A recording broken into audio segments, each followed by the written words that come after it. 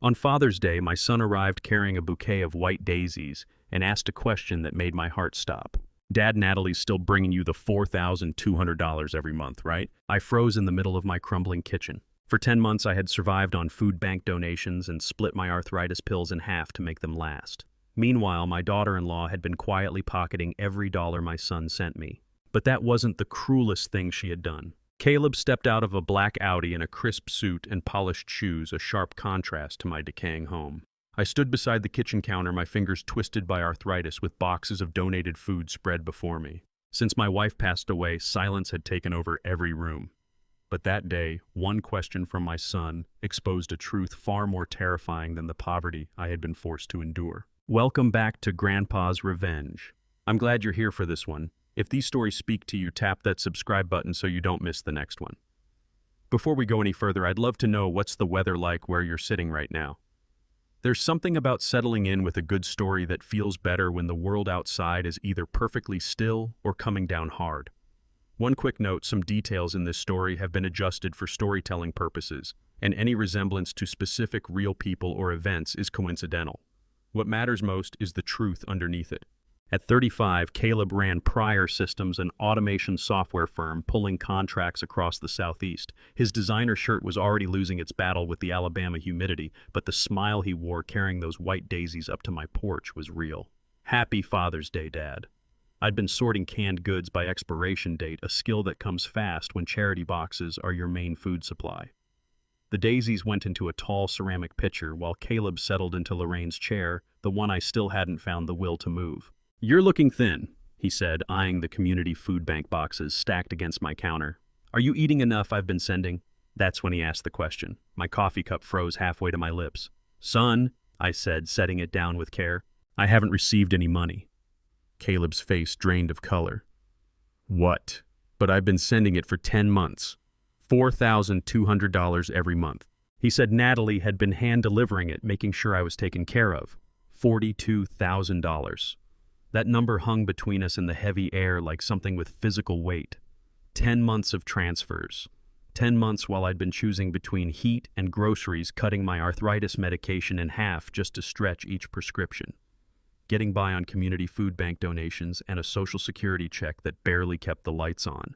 10 months while my daughter-in-law told my son she was looking after me. 10 months of lies. "Caleb, I've seen Natalie maybe 3 times since you started those Nashville contracts," I said, keeping my voice level the way 35 years as a mechanical engineer had trained me to. Facts first, emotion later. "She brought wine, once small talk, twice, never money." My son's knuckles went white against the table edge. "Where did it go?" "I set automatic transfers for the 18th of every month specifically so you'd have it." Then expensive heels clicked on my front porch. The door I'd left open for the June breeze suddenly felt like a perfectly timed stage entrance. Natalie appeared in the doorway, 33 years old, wrapped in designer silk that probably cost more than my monthly electric bill. Her smile was bright, practiced, flawless. "You two having such a sweet Father's Day chat," she said, propped against the doorframe. "Caleb, honey, you didn't tell me you were stopping by early." Caleb turned to her, at once confusion overtaking the alarm on his face. "Natalie, Dad says he hasn't been getting the support money." She didn't miss a beat. A quarter-second calculation moved behind those bright eyes. Then the performance started. "Oh, sweetheart. Didn't I explain I set up a special retirement fund to surprise for both of you? Gerald's too proud to simply take cash, so I've been building something better." She looked at me with that steady smile. Caleb exhaled and the tension went out of his shoulders. I watched my daughter-in-law take credit for charity while I'd been surviving on it. And 2 things became clear to me at once. She had stolen $42,000, and she had just made a fatal mistake. She hadn't known the transfers went out on the 18th. 35 years of engineering had taught me one core truth: the best defense is a system that keeps running even when you can't watch it. That night, after Caleb's black Audi faded down my driveway and the Father's Day visit ended with Natalie's rehearsed lies still settling in the air, I went to the garage, not for garden tools or holiday decorations, for the metal case I'd kept from my years designing automated assembly systems at the Tuscaloosa manufacturing plant. It was dusty, pushed behind boxes of Lorraine's belongings I still hadn't sorted through 3 years after the funeral. But when I cracked it open under the garage's bare bulb, every item inside was exactly where I'd left it. Precision screwdrivers, wire cutters, voltage testers, and most critically, 3 miniature surveillance cameras from quality control monitoring on the factory floor. Industrial grade, built to run for months without attention, no bigger than shirt buttons. If Natalie thought she was dealing with a helpless old man, she'd never watched me engineer a system. My hands trembled as I carried the kit back inside, but not from fear. Arthritis made the small components hard to manage, but 3 decades of muscle memory guided my fingers through it. I laid everything out across the kitchen table, the same table where Natalie had smiled and spun her retirement fund story just hours before, and began plotting positions with the same methodical precision I'd once applied to factory schematics. 3 cameras, maximum coverage, minimal visibility. The kitchen came first. I set the tiny lens inside the decorative molding above the refrigerator, angled to capture both the water filter I used daily and the stove where I heated my rationed meals. If Natalie came back with another invented story, I'd have it on record from the second she walked through the door. My arthritic fingers slipped on the screws twice before they seated right. The work took far longer than it would have 20 years ago when my hands held steady and my knees didn't bill me every time I stepped up on the stool. But I'd built conveyor systems that moved half-ton engine blocks with millimeter precision. 3 cameras were manageable. The living room placement needed careful calculation. I tucked the second camera into the crown molding above the front entrance, giving it a clear line to anyone coming through that door and the full entry area. The angle covered the coat rack, the small table where I sorted mail, and critically the couch where Caleb had been sitting when Natalie made her conveniently timed appearance. I wasn't putting together a security system. I was building a witness that couldn't be threatened, silenced, or bought. The third camera went in the hallway outside my bedroom, positioned to cover the bedside table and the doorway. Something about Natalie's performance that morning had felt too rehearsed beyond the retirement fund story.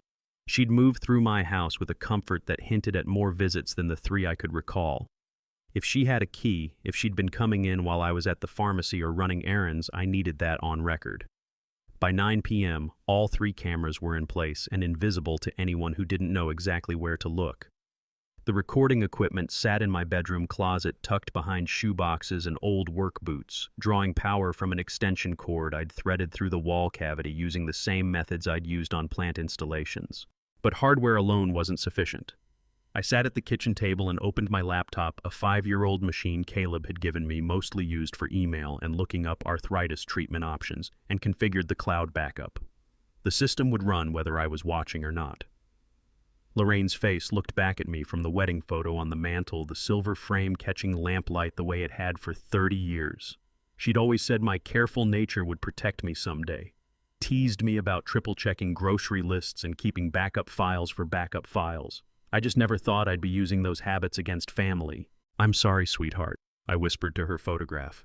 "I know you wanted me to give people more trust, but trust has to be earned with evidence, and I'm done extending it freely." I pulled a fresh legal pad from my desk drawer, the kind with numbered lines, the kind I'd used for engineering calculations, and wrote 3 words across the top of the first page in capital letters. Evidence, not emotion. Then I began reconstructing 10 months with the same precision I'd once used to document mechanical failures. Every visit from Natalie I could pin down with dates and specifics. Every overdue bill that landed while Caleb believed I was financially comfortable. Every arthritis prescription I'd stretched by having the dose logging reduced intake against pain levels like it was a tolerance spec. June 2023, first transfer sent per Caleb's account. No money received. Community Food Bank begins supplementing groceries. July 2023, second transfer. Natalie visits once, brings wine, stays 20 minutes. Electric bill goes to final notice. August 2023, third transfer. Arthritis medication cut to half dose. Pain climbs, but the prescription lasts twice as long. The pages built up like a map of deliberate theft. Each month entered, each missing payment accounted for, each consequence recorded in the plain language of a man who'd spent a career writing technical reports where accuracy counted for more than feeling. By 11:30 that night, I had 11 pages, dates, amounts, bills, medical decisions forced by money that should have reached me and instead disappeared into Natalie's designer wardrobe and whatever else she'd financed with my survival, and I hadn't even touched the bank yet. I closed the legal pad and looked at those 11 pages, 10 months of betrayal laid out in careful columns. The timeline was complete. The cameras were recording. The cloud backup was live. But it was all circumstantial. My word against hers. My documentation against her retirement fund story. Tomorrow morning, I would walk 4 blocks to Heritage Community Bank and request transaction verification on Caleb's account. I'd have the truth in black and white, the kind of evidence Natalie couldn't dissolve with a practiced smile and vague financial language. What I hadn't counted on was that the bank would reveal she'd been running ahead of me the whole time. 4 blocks to Heritage Community Bank, a walk I'd made without thinking for 30 years, when Lorraine was still beside me. When I still extended trust to the people who said they loved me. 2 days had ticked by since Father's Day, since Caleb's question landed, and Natalie appeared in that doorway like she'd rehearsed her entrance. The cameras were running, the documentation was complete. What I still lacked was the piece no one could argue with: wire transfer records numbers on paper, proving that Caleb's money had never touched my account. Alabama summer had already claimed the morning air by the time I pulled open the bank's glass door at 9 o'clock sharp. The smell inside was the same it had always been: coffee paper and overworked air conditioning holding the June heat at arm's length. That worn burgundy carpet held the ghost of years of foot traffic, including the path Lorraine and I had walked side by side back in 1994, the day we opened our first account together. Diane Kettner was at her station straightening deposit slips with the same quiet precision she'd shown 3 years back when she helped me work through the paperwork after losing Lorraine. 50 or so gray-streaked blonde hair, cut short, and practical reading glasses on a beaded chain. "Good morning, Mr. Pryor," she said, and the warmth behind it was real. "How can I help you?" I set down my passbook, the old kind, the kind most people long since traded in for apps and online portals. "Diane, I need a full look at my transaction history. 10 months back specifically, anything incoming from my son Caleb's accounts." Her fingers moved across the keyboard without hesitation, 2 decades of muscle memory. I watched her eyes cross the screen once, then again, brow drawing in as she scrolled and re-scrolled. The quiet between us went stiff. "Mr. Pryor, I'm sorry," she said at last, glancing up with apology she clearly meant. "There's nothing here. Not one transfer, not a single deposit from any prior account. Only your Social Security coming in on the 3rd and some small interest credits." Even braced for it, the confirmation cut. 10 months confirmed missing. Caleb had been sending it. I had never seen a cent. And the record looked as if no one had ever tried. "Would you check one more time?" I kept my voice flat and even. "Caleb set automatic transfers 18th of every month, $4,200. Something changed in Diane's face, moving past apology into something more guarded. More commands, different screens, a crack running through the professional composure. "Mr. Pryor, I've got your full account going back 2 years on this screen right now. Nothing incoming except your government benefits. Not a trace. Not a trace." 3.5 decades of engineering had wired a specific instinct into me: the ability to distinguish a system fault from a deliberate act of interference. This was interference. "Diane," I said, pitching my voice low, leaning in slightly. "The internal access logs, can you see who's been pulling up my account?" She paused. It wasn't the kind of request she heard from customers, but she'd known me a long time. Through Lorraine's funeral. Through the slow changes, she'd probably noticed the threadbare coat, the fact that I'd stopped feeding coins into the counter machine because pockets that once held spare change had been empty for months. "Give me a moment," Diane said, quieter now. A long look at the screen, then back at me, her concern no longer concealed.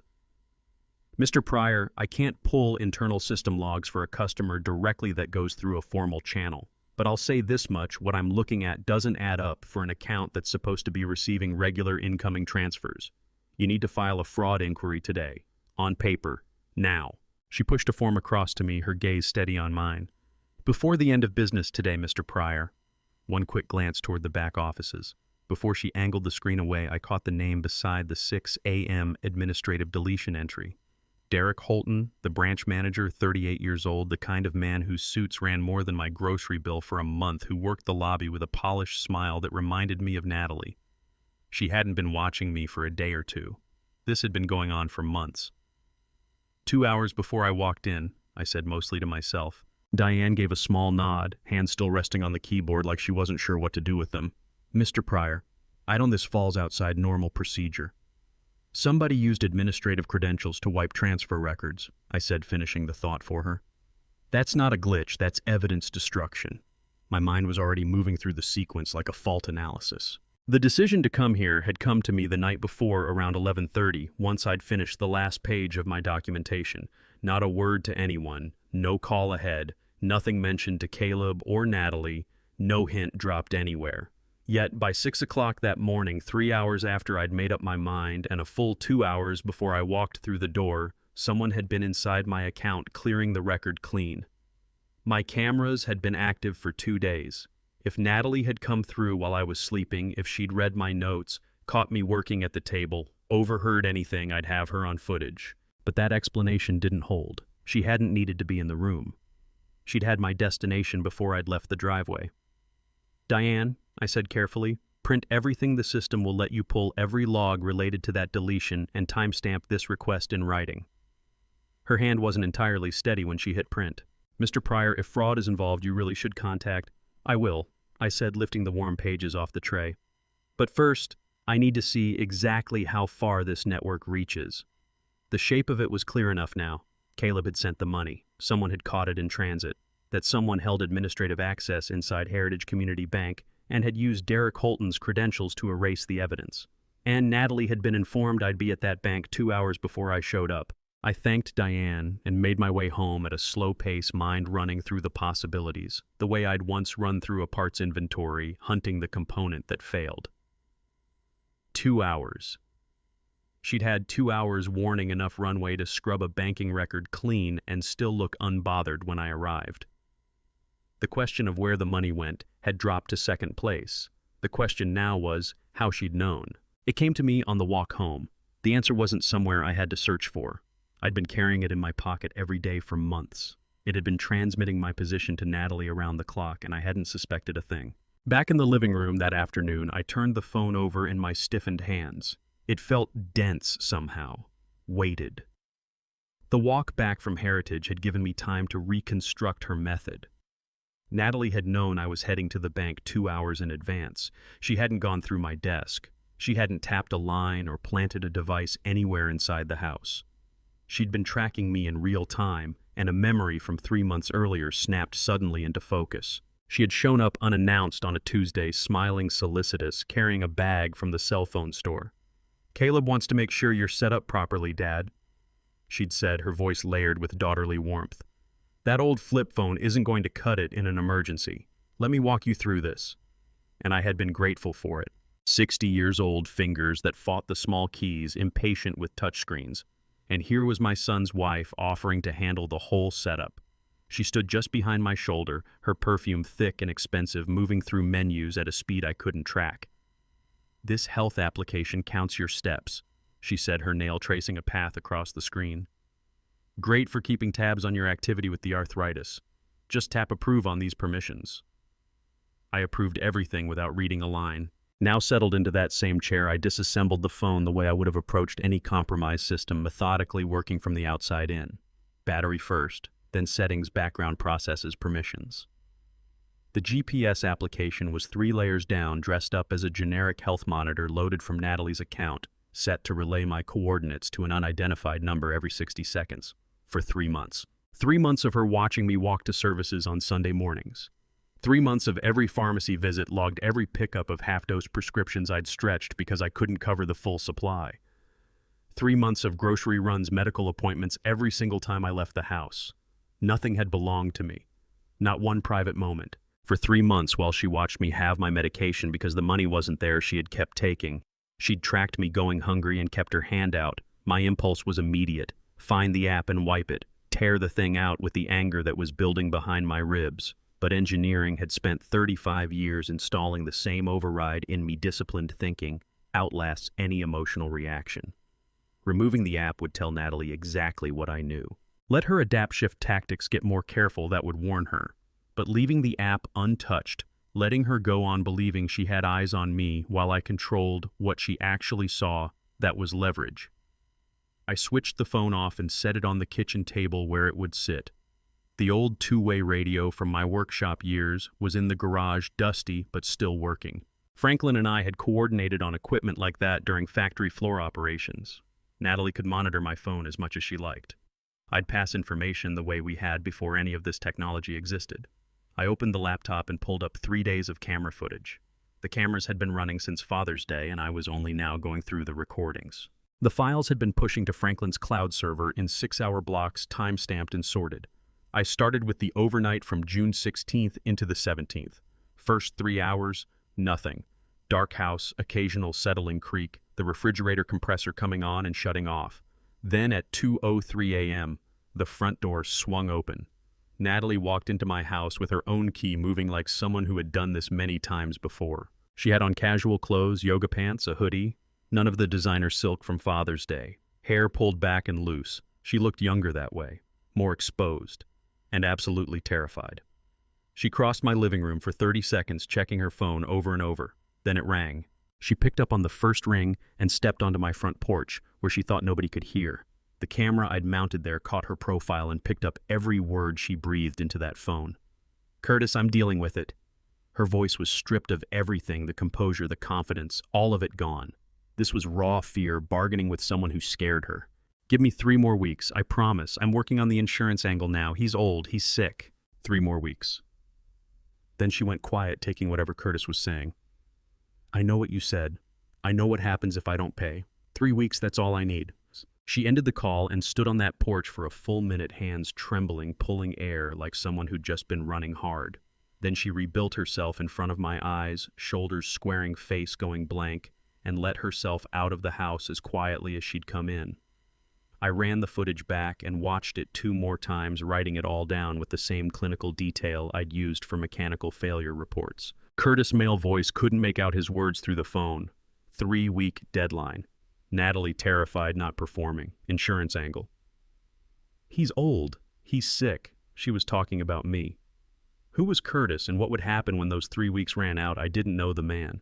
But I knew what desperation sounded like. I'd heard it pouring out of Natalie's voice, seen it in her shaking hands. She owed somebody who frightened her more than getting caught stealing from her own family, someone who had given her a deadline. Frightened people do frightening things. I shut the laptop and stared at what I'd written in my legal pad. Curtis, 3 weeks. Natalie scared, insurance angle. The stolen support payments weren't pure greed. They were tribute to someone who held leverage over her. Someone with enough weight to crack a practiced deceiver's composure at 2 in the morning. The question had shifted.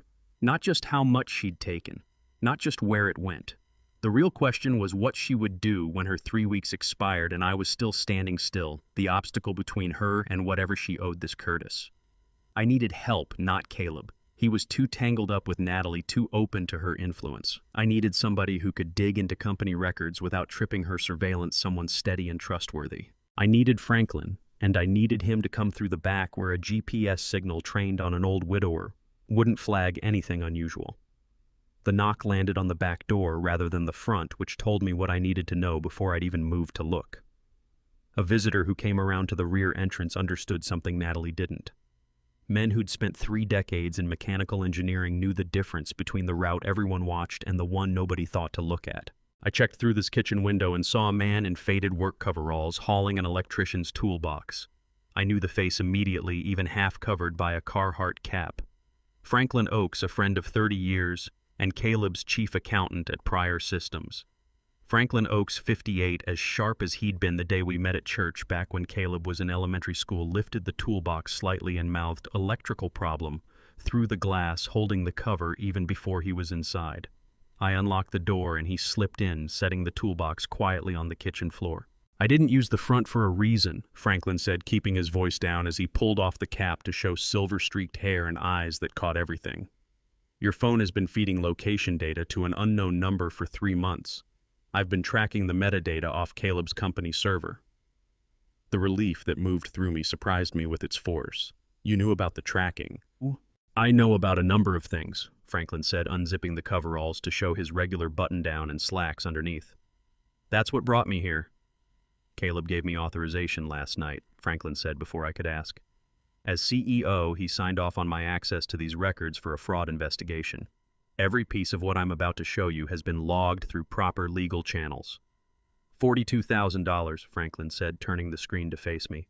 10 monthly transfers of $4,200 each, exactly what Caleb approved. But look where they went. I leaned in, reading glasses slipping, and studied the routing information. Every transfer pointed to the same endpoint, a joint account carrying 2 names, Natalie Pryor and Derek Holton. "Derek Holton," I said aloud. The name had a sour weight to it. The bank manager who wiped the transaction logs. "The same," Franklin confirmed. They ran this together from day one. Natalie supplies forged authorizations, your name, your supposed requests for cash delivery. Derek routes the transfers into their joint account, then clears the trail out of your personal banking records. Clean, methodical, nearly invisible. For the first time in 4 days, something other than cold fury moved through me, the first edge of hope.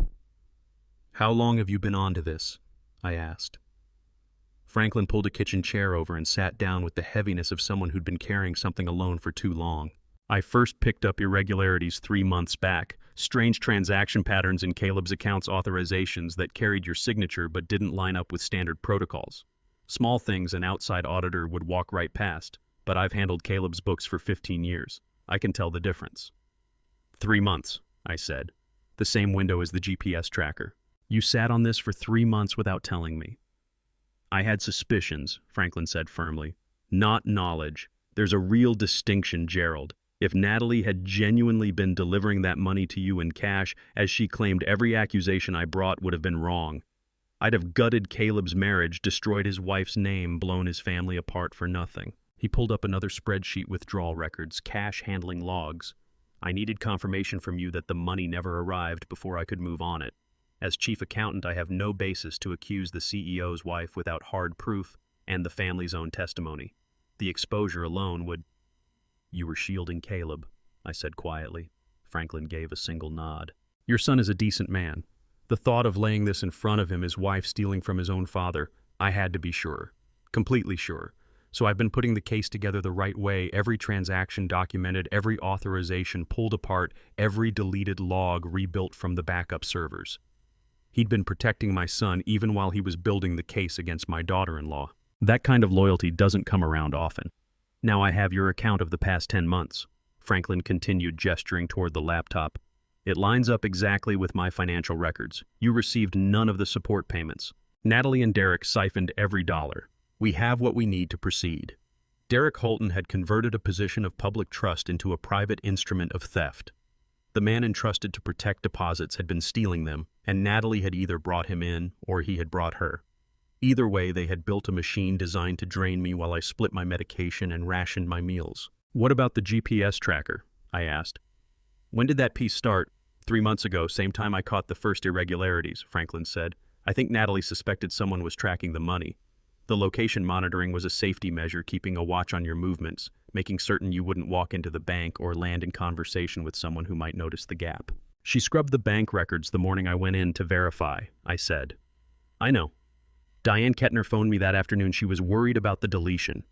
That's what moved this from suspicion to active evidence destruction in my mind." Franklin closed the laptop and met my eyes with the look of a man about to deliver something heavier than what had already come.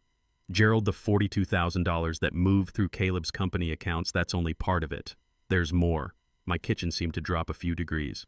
"How much more?" I asked. Franklin opened a manila folder and spread documents across my kitchen table the way an engineer lays out blueprints. Except this blueprint mapped exactly how 2 people had taken apart my financial life piece by piece. He sorted everything into 2 distinct piles, the accountant's precision showing in every movement.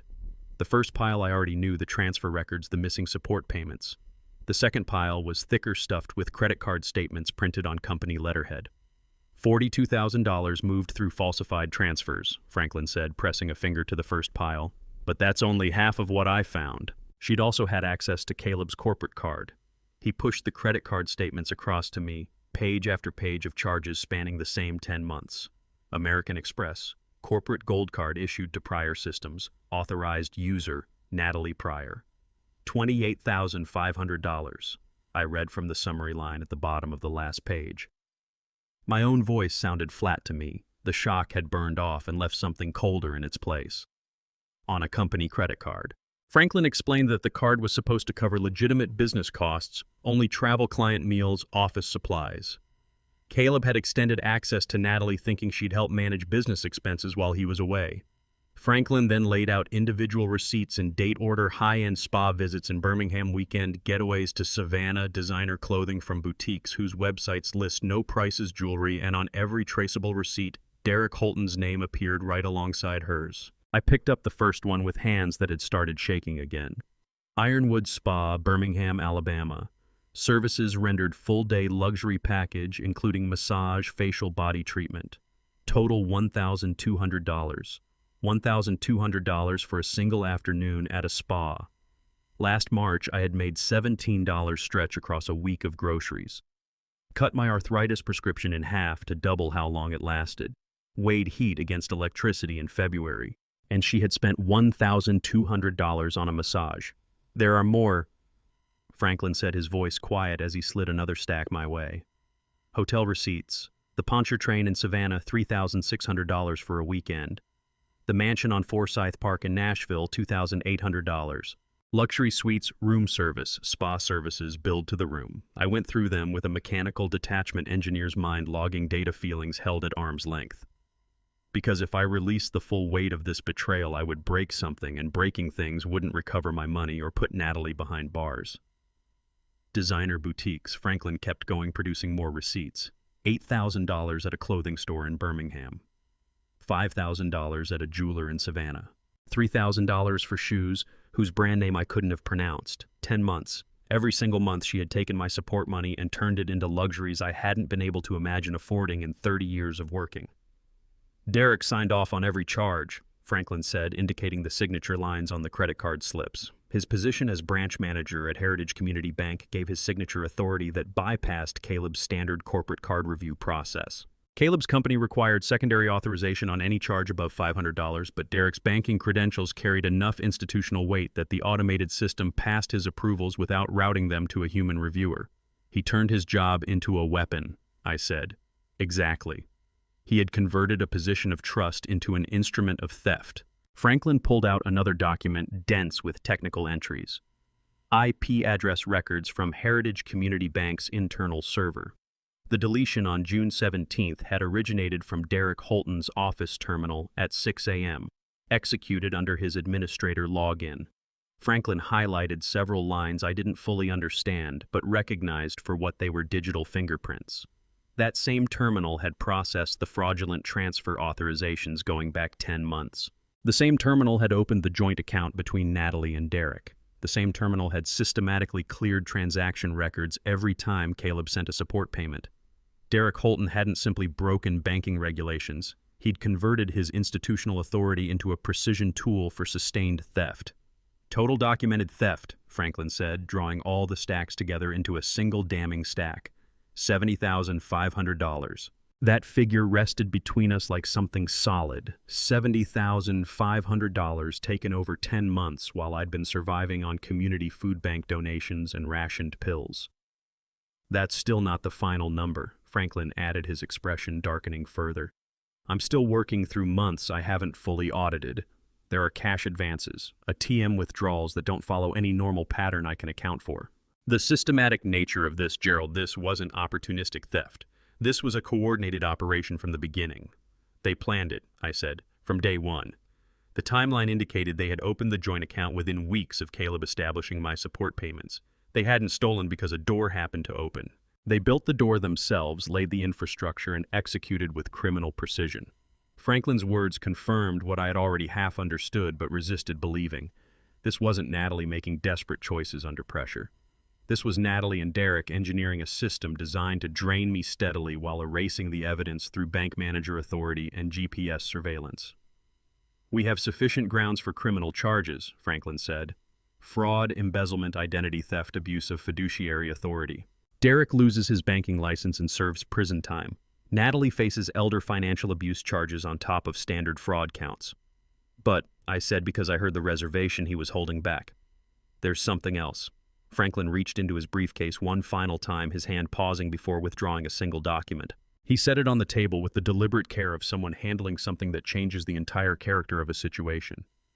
Gerald, there's something that moves this beyond theft into something considerably more serious.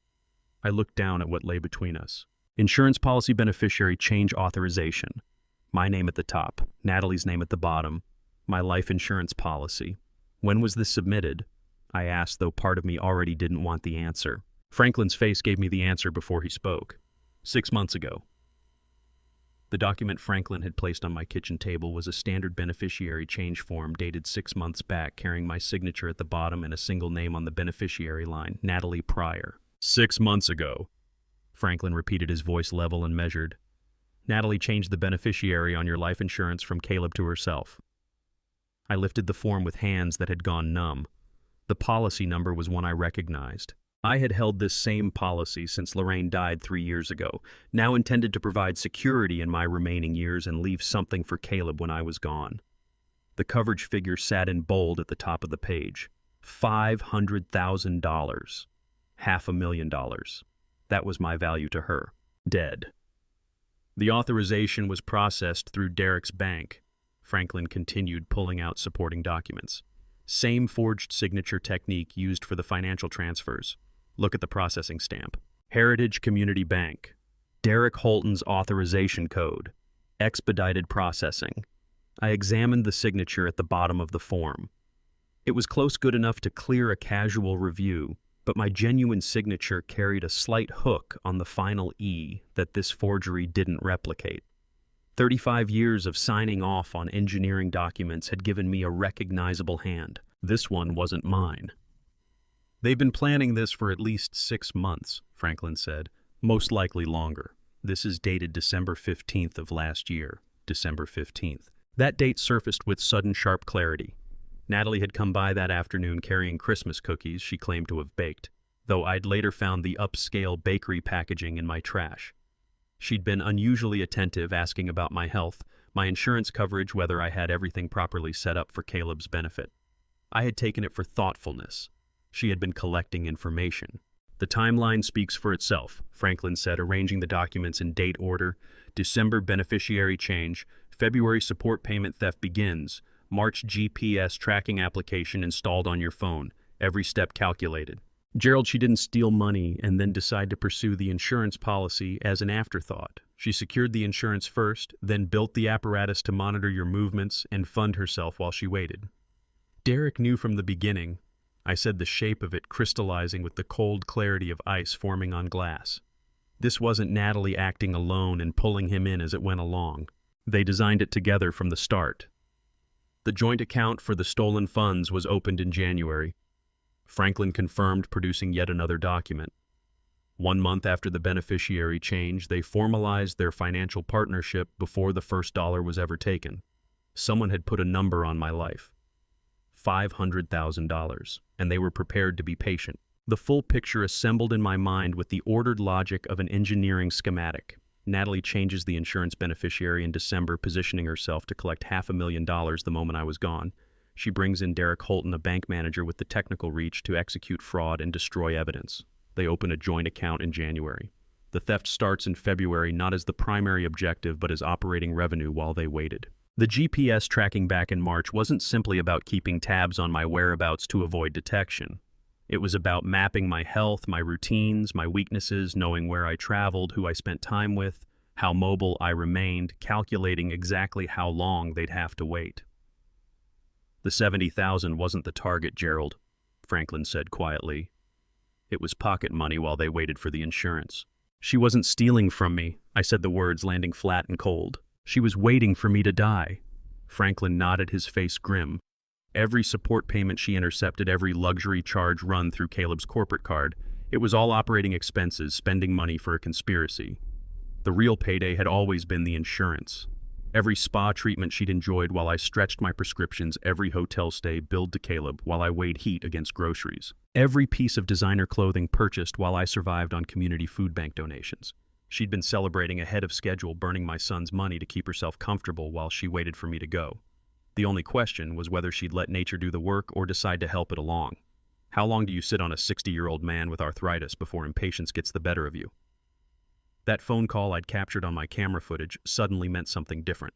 Curtis, I'm dealing with it. Give me 3 more weeks, I promise. I'm working on the insurance angle now. She owed someone money, someone dangerous, someone who'd handed her a deadline. And the insurance angle had nothing to do with filing a fraudulent claim. It was about accelerating my death to collect the payout. 3 weeks. That's how long I had before Natalie's debt to Curtis expired and desperation shifted from waiting to something far more active. Franklin, I said slowly, what happens when a life insurance beneficiary is found guilty of murdering the policyholder? The policy is voided, Franklin answered without hesitation. The beneficiary receives nothing. It reverts to the estate or the original beneficiary, in this case Caleb. It's called the Slayer Rule. You can't profit from murdering someone and then collect their insurance. So if I died of natural causes in the next 3 weeks, Natalie walked away with $500,000. But if it was proven she'd murdered me, she got nothing. Correct, which is why her plan required your death to look natural. Old age heart failure complications from arthritis, something that wouldn't trigger an investigation. I thought about my medications carefully rationed and lined up in my bathroom cabinet. Thought about the water I drank every single day. Thought about Natalie's access to my house, the key she'd used to let herself in at 2 a.m. while I lay asleep. How difficult would it really be to tamper with an old man's prescriptions, to slip something into his water to engineer a decline that appeared like natural deterioration, while actually being carefully administered murder? I looked at Franklin, then at the insurance document, then at the 11 pages of timeline notes I'd assembled that first night. Natalie had been planning my death for 6 months. She'd drained my accounts, tracked my movements, pulled her bank manager lover into the conspiracy. She'd forged my signature and legally arranged herself to profit the moment I was gone. But she had made one critical mistake. She'd assumed the old man with bad knees and rationed medication was too depleted to push back. She'd looked at arthritis and gray hair and decided she was dealing with someone who couldn't fight. She'd never stopped to consider that 35 years of engineering had taught me how to build systems that kept running even when I couldn't. She was about to find out exactly how wrong that assumption was. After Franklin left, I sat alone at my kitchen table and did what I had done for 35 years. Faced with a complex problem, I broke it into a system. Natalie had spent 6 months engineering my murder. She'd forged documents, stolen my money, charted my movements, and positioned herself to collect $500,000 the moment I was gone. She'd recruited Derek Holton, weaponized a bank manager's authority, and assembled a criminal operation designed to look legitimate until it was too late. But every system had vulnerabilities, and I had spent 3 decades hunting them. I pulled out my legal notebook and turned to a blank page, the ruled paper as familiar as engineering graph paper. At the top, I wrote the Caleb problem, because that's what this truly came down to. Not Natalie's crimes. Those were documented, provable, prosecutable. The problem was my son. Caleb loved his wife. He'd been with her 5 years, married for 3. He trusted her completely, defended her reflexively, viewed her always through the lens of a man who needed his marriage to hold together. If I called him tomorrow and told him his wife was trying to kill me, he'd conclude that grief and arthritis had finally broken me. If I laid Franklin's documents in front of him, he'd hunt for reasons to disbelieve them. Forged evidence, misread transactions, a grieving father, manufacturing patterns from coincidence. No. Phone calls and paperwork wouldn't reach Caleb. He'd rationalize everything away the instant Natalie provided a counter-explanation. He needed to watch her lies come apart in front of him in real time. He needed to sit there as her story buckled under the weight of its own contradictions. He needed to be present at the exact moment she couldn't keep her own fabrication straight, when the practiced smile cracked and something uglier surfaced beneath it. I wrote under the heading, "Dinner trap necessary." Not for Natalie, for Caleb. The trap wasn't designed to catch Natalie. She was already caught, documented in Franklin's files, and preserved on my camera footage. The trap was to break through Caleb's blind trust before that trust caused him harm. Or worse, before it led him to dismiss the evidence that could protect both of us. I could hand Caleb every document Franklin had delivered, and he'd manufacture doubt for each one. But watching his wife's account fall apart at his own dinner table, seeing her contradict herself when pressed on specific dates and dollar amounts, hearing her scramble for explanations that didn't hold, that he couldn't explain away. I moved to the next section, after the trap, because the dinner would only be the opening move. Natalie would be cornered, exposed in front of Caleb. She'd panic. And panicked people did one of 2 things: they confessed and asked for forgiveness, or they doubled down and moved to bury the evidence. I was counting on confession. Natalie was calculating, not foolish. Once caught red-handed in a lie at dinner, she'd shift tactics. Admit to some portion of the theft, maybe the support payments, maybe the corporate card charges, but frame it as desperation temporary, something she'd always intended to repay. Tears, apologies, promises. Caleb, still reeling from watching her deceive him at his own table, would want to believe in redemption. He'd want to think the marriage could be pulled back from the edge. He'd want forgiveness to be within reach. And I would give it to him not out of mercy but out of strategy. I wasn't a victim anymore. I was an engineer designing the system, and this system had one output: justice. I wrote Phase 2, tactical forgiveness. She'd be bracing for fury, confrontation, immediate consequences. I'd deliver the opposite: understanding, patience, a chance to make things right. She'd leave that dinner believing she'd outmaneuvered the old man one more time, that tears and contrition had bought her room to breathe. What she wouldn't know was that every day she spent feeling safe would be another day my cameras kept building the record. Every visit she made to my house, every exchange she had in my living room, every call she took, believing I was too trusting to pay attention, all of it recorded, time-stamped, backed up to Franklin's cloud server. Forgiveness was patience, and patience was a weapon. 2 weeks, maybe 3, long enough for the cameras to catch her confidence returning, long enough for her to drop her guard, long enough for Derek to come by, for Curtis to call again, for the full arc of the criminal conspiracy to write itself onto high-definition video. By the time I handed the evidence package to law enforcement, it wouldn't be my word against hers. It would be hundreds of hours of footage showing exactly who Natalie Pryor really was when she believed no one was watching. Natalie thought she was hunting a dying old man.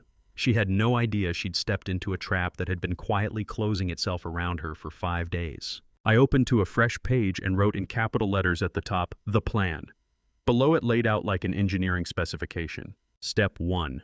Dinner Trap. Sunday, June 22nd. Expose Natalie using the date contradiction, the 12th versus the 18th. She'd claimed to deliver money on the 12th, but Caleb's transfers had gone out on the 18th. Force her to choose between holding the lie or confessing. Caleb witnesses everything. Step 2. Tactical forgiveness. Grant mercy publicly. Accept her apology. Allow 2 to 3 weeks for her to make amends. Camera surveillance continues. Document everything. Build an airtight case. Step 3. Evidence delivery. When surveillance has gathered sufficient additional proof, hand the complete package to law enforcement. Financial fraud, elder abuse, conspiracy, insurance fraud, attempted murder. Let the system deliver justice. Above the steps in even larger letters I wrote, "Forgiveness is a tactic, not a weakness." Below the steps, evidence, not emotion. Lorraine used to say, "I planned everything twice. Once wasn't enough." Tonight I was grateful she'd passed that habit on to me, because this plan had to work perfectly the first time. There wouldn't be a second chance. I reviewed the 3 steps the same way I used to stress test a mechanical design, hunting for the weak points. Step 1 required Caleb to be standing there watching it happen with his own eyes. Step 2 required Natalie to take the forgiveness and settle back into her routines. Step 3 required evidence so dense and layered that no attorney could wedge reasonable doubt inside it. Every phase locked into the next, none of them reversible once triggered. Natalie had given 6 months to engineering my death. I was prepared to give 2 weeks to recording her unraveling. I shut the notebook and studied what I'd written, clean lines in engineer's hand. Sunday evening was 48 hours out. That was the window I had to build the most consequential meal of my life. Caleb's childhood favorites on the table, Lorraine's anniversary china in place, Franklin's evidence folder within arm's reach. Not one element left to chance. This was a technical blueprint wearing the costume of a family dinner. It would either pull my son back from a woman who wanted me dead, or it would crack his marriage open right in front of him. Maybe both. The decision had already been made. There was no road back. Sunday morning I reached to the back of the kitchen cabinet and pulled out Lorraine's old recipe box, her handwriting as legible on those index cards as the day she wrote them 3 years on, and set about turning my son's childhood into a weapon. 48 hours of preparation behind me, camera angles confirmed, Franklin's evidence folder sequenced for quick presentation. Now the critical piece layering in the warmth and familiarity that would make the exposure land harder by contrast. Beef stew came first. Lorraine's recipe card bore the evidence of 100 Sunday afternoons, grease-stained, worn at the corners, her instructions as exacting as any spec sheet I'd ever followed. Sear the meat before anything else. No shortcuts. Let the vegetables break down until they give up entirely. She'd made it every Sunday throughout Caleb's childhood, the smell reaching through the walls by midday, pulling him back to the table, regardless of where the morning had taken him. My fingers, stiff with arthritis, fought the knife on the carrots and potatoes. But 30 years of standing beside Lorraine in this kitchen had left something in my hands that didn't need my permission to remember. The meat hit the pan and sent up that sound, the sizzle that meant home, that meant Sunday, that meant the people you love are in the next room. Lorraine used to say her beef stew could disarm anyone. Tonight, I needed it to disarm one person in particular. Then the biscuits. Caleb had asked for them at every birthday between age 6 and 18, always insisting no one could match what his mother produced. The recipe was short buttermilk lard, cast iron, preheated until it smoked. Straightforward. But what came out was nothing simple. A golden shell giving way to something tender underneath butter, disappearing into every surface the moment it touched. I worked the batter by hand the way Lorraine had shown me, Caleb at 8 reaching for a third. Caleb at 16 walking friends through the front door specifically for this. Caleb at 25 telling his mother she'd set a standard no one else would ever meet.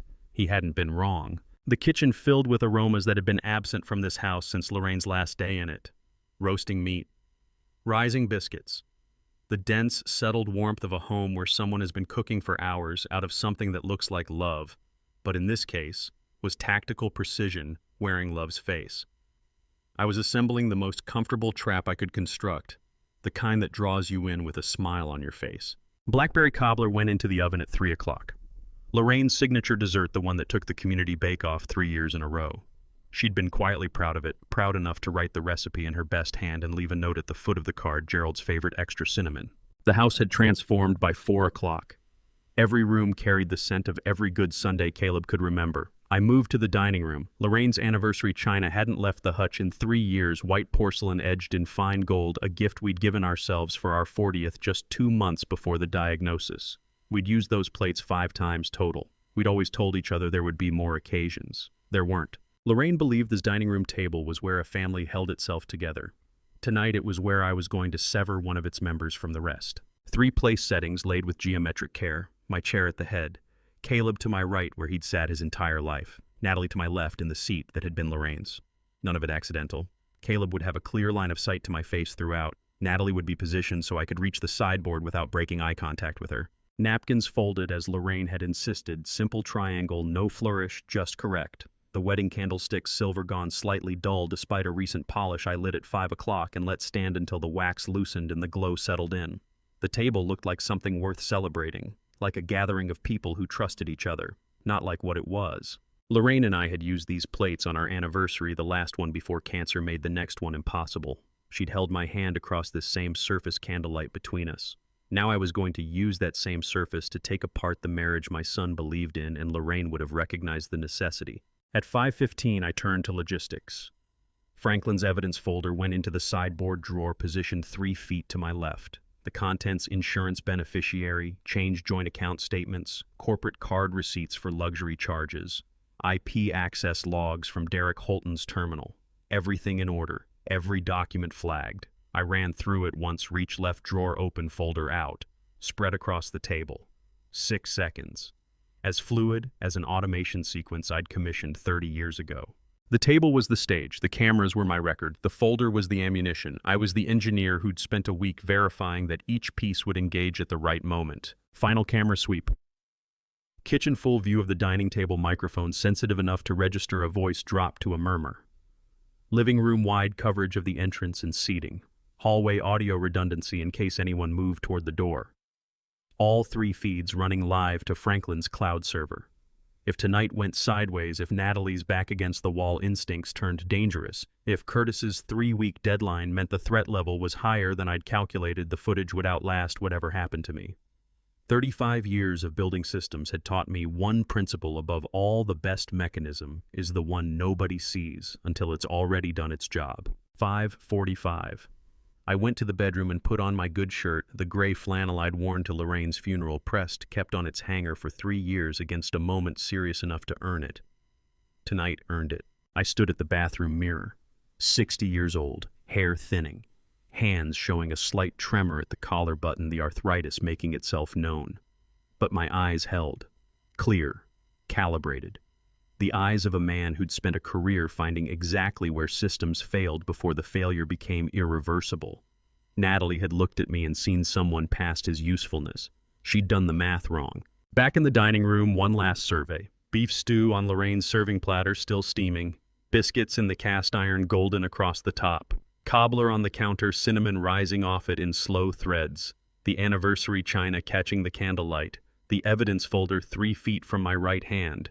Everything placed, everything accounted for, everything ready. 6 o'clock, Caleb had said 6. At 5:58, I heard at the engine note of Caleb's black Audi turning into the drive. Through the dining room window, I watched my son come around to open Natalie's door. Watched her step out and run a hand down her dress, then check her reflection in the car window. She moved toward my front door the way someone moves toward a dinner they've been looking forward to, not toward the end of everything she'd constructed. 2 minutes. Then it would start.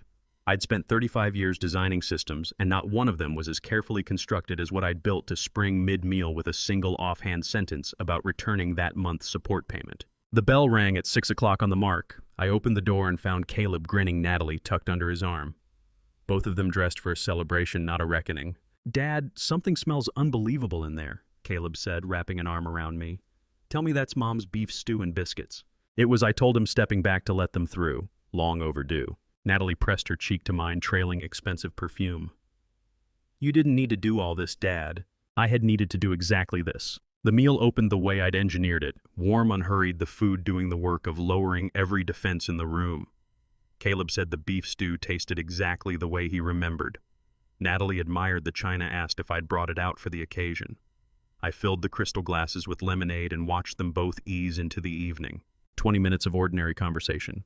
Caleb's current projects in Nashville, Natalie's book club, my medication regimen, which Natalie inquired about with the expression of someone who practices concern until it looks real. I told her I was keeping up with it, watched her face, found nothing there but the smile she'd rehearsed. Then somewhere in the middle of the meal, I placed the first piece on the board. "I've been getting by fine this month, actually," I said, keeping my voice easy, working my fork through the beef stew. "The community food bank's been taking care of things. You don't need to make the drive over with the money. I was thinking I'd just send it back." No hesitation, no calculation. The answer came before she'd finished hearing the question. "No, Dad. I have to bring the money." Caleb finalized it on the 18th, Natalie said right away, reaching toward the biscuit basket. "It's all right at—" She went still mid-sentence, her hand suspended in the air. Caleb's fork struck his plate with a sharp clink. "The 18th, Caleb said, his voice shifting into something else entirely.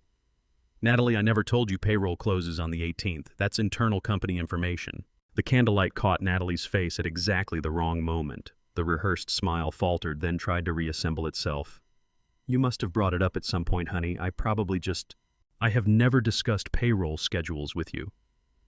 Caleb set his fork down with deliberate care. "That's confidential.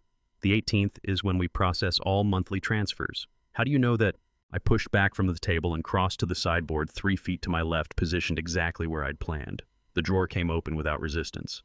Franklin's folder emerged, the way evidence surfaces at trial inevitable. "Because she's been intercepting those transfers for 10 months. I said, returning to the table and laying the documents across Lorraine's white tablecloth. Every last one. First sheet transfer authorizations bearing my forged signature, the joint account held by Natalie Pryor and Derek Holton. Second, company card statements. Luxury purchases itemized line by line, Derek's authorization on every fraudulent charge. Third, GPS tracking records, 3 months of location data routed from my phone to an unknown number. Fourth, the insurance beneficiary changed my name, forged again, $500,000 redirected to Natalie 6 months ago. Caleb lifted each page with unsteady hands, color draining from his face in the candlelight. I watched him read, watched the figures register, watched 30 seconds dismantle 3 years of marriage. In 35 years of engineering, I built systems designed to absorb enormous force. In 30 seconds, I watched my son's faith in his wife give way completely. 42,000 in fraudulent transfers, I said, keeping my voice even. 28,000 charged to your company card. And this the insurance policy where your wife named herself beneficiary 6 months ago. Caleb looked up from the papers, his gaze moving to Natalie's face. "Tell me this isn't what it looks like," he said, the last word fracturing. "Tell me you didn't take money meant for my father while he was living on food bank donations." Natalie's composure dissolved. The tears that came weren't the calibrated kind I'd seen her use before. These were real. "I can explain," she whispered. "Please, Caleb, please let me explain." "Then explain," I said. It came out between sobs. Bad investments. Credit card debt, a man named Curtis. She didn't say who he was or what she owed him. Desperation that widened into theft. Derek Holton stepping in with banking access that made it all possible. The GPS tracker to ensure I didn't stumble onto the fraud before she could cover her tracks. Lies with the bones of truth inside them. A shaped confession, admit enough to seem honest, minimize everything that pointed toward intent. I'd heard the same structure from contractors over the years, men who'd skimped on factory work and blamed the situation instead of the decision. But Caleb wasn't hearing an excuse. He was hearing his wife confess to stealing from his father while his father chose between heat and groceries. The gap between complicated and criminal hadn't reached him yet. "I can transfer $12,000 tonight," Natalie said, her phone already out, her fingers shaking against the screen. First installment. I'll have everything back in 6 months. I swear it. Please, Caleb, give me the chance to fix this. Caleb looked at me, caught between a father he'd just watched humiliated and a wife he still loved. I could see it in him, that particular attachment that survives even what it shouldn't, the refusal to let go of a marriage you've invested everything in. This was exactly the hinge the plan turned on. Everyone deserves one more chance, I said, measuring each word. But Natalie, if you let us down again, the next conversation won't happen at this table. It'll happen with lawyers and police. She completed the transfer before the tears slowed phone screen, casting pale blue light across the china. The confirmation tone sounded. Caleb helped her to her feet. At the door, she pulled me into an embrace. Her apologies murmured into my shoulder, perfume and guilt indistinguishable from each other. I stood at the window and watched the tail lights of their black Audi shrink into the dark. Behind me, the dining room held scattered documents and half-eaten beef stew. The cameras had captured every word, every tear, every performance. Natalie believed she'd navigated her way out of collapse. She believed forgiveness was the same thing as safety. What she hadn't grasped was that I'd extended just enough freedom to show me exactly what she'd do with it.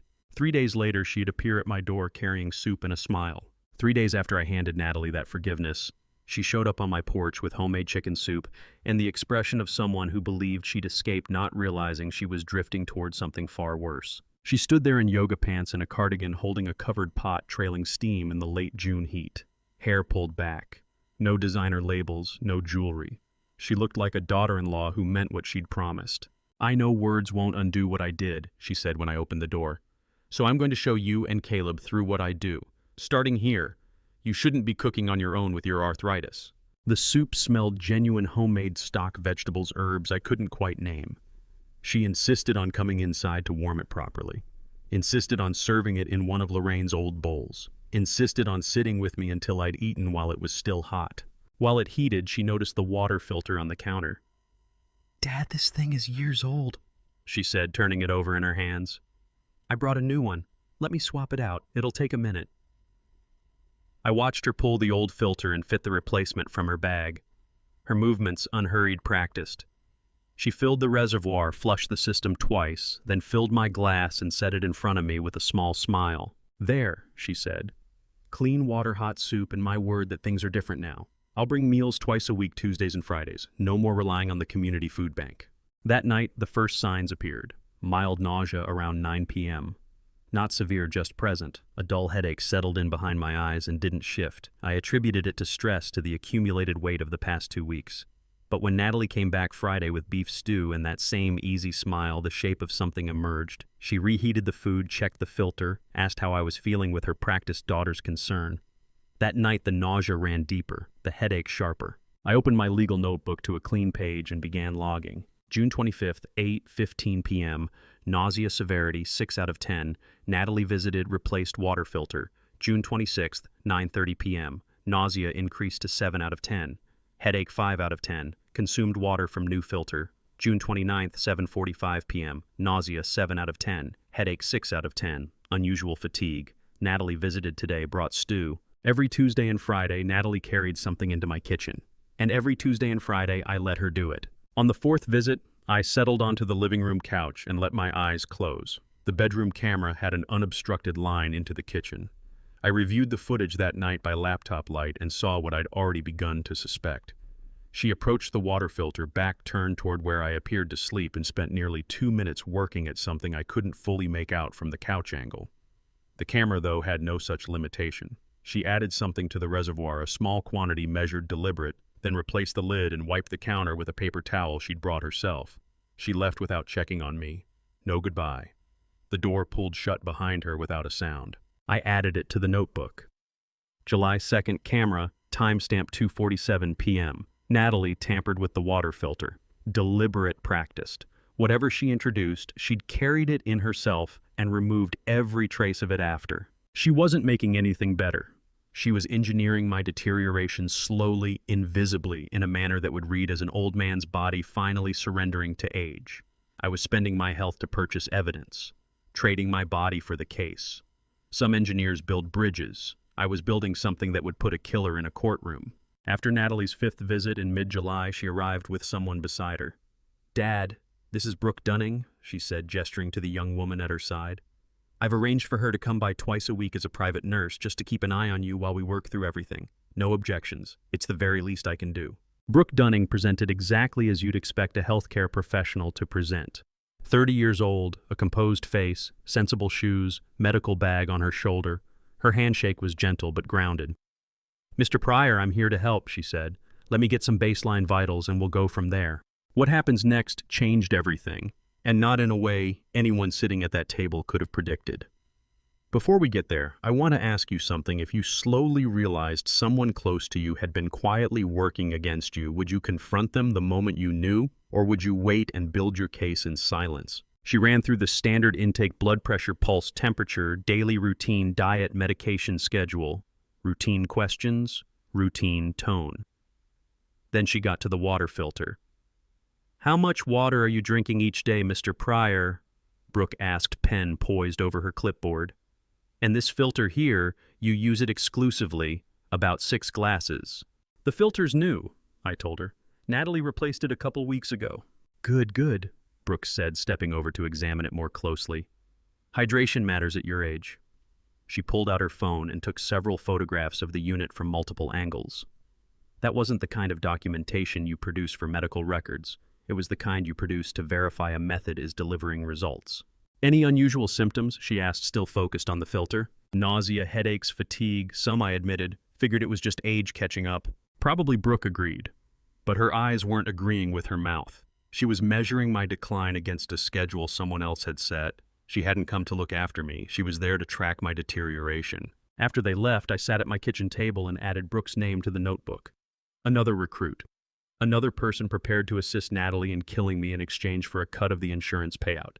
That evening, my attention fell on the Bible sitting on my nightstand. Natalie had brought it 2 weeks ago, a spiritual gift. She'd called it something to carry me through hard times. I'd barely touched it. Bibles had lived on that nightstand since Lorraine died, part of the furniture grief leaves behind. This one had fitted right in, which was probably exactly the intention. But something about Brooke's visit, the careful photography, the pointed questions, made me reach for it. When I lifted it, something slipped from between the pages.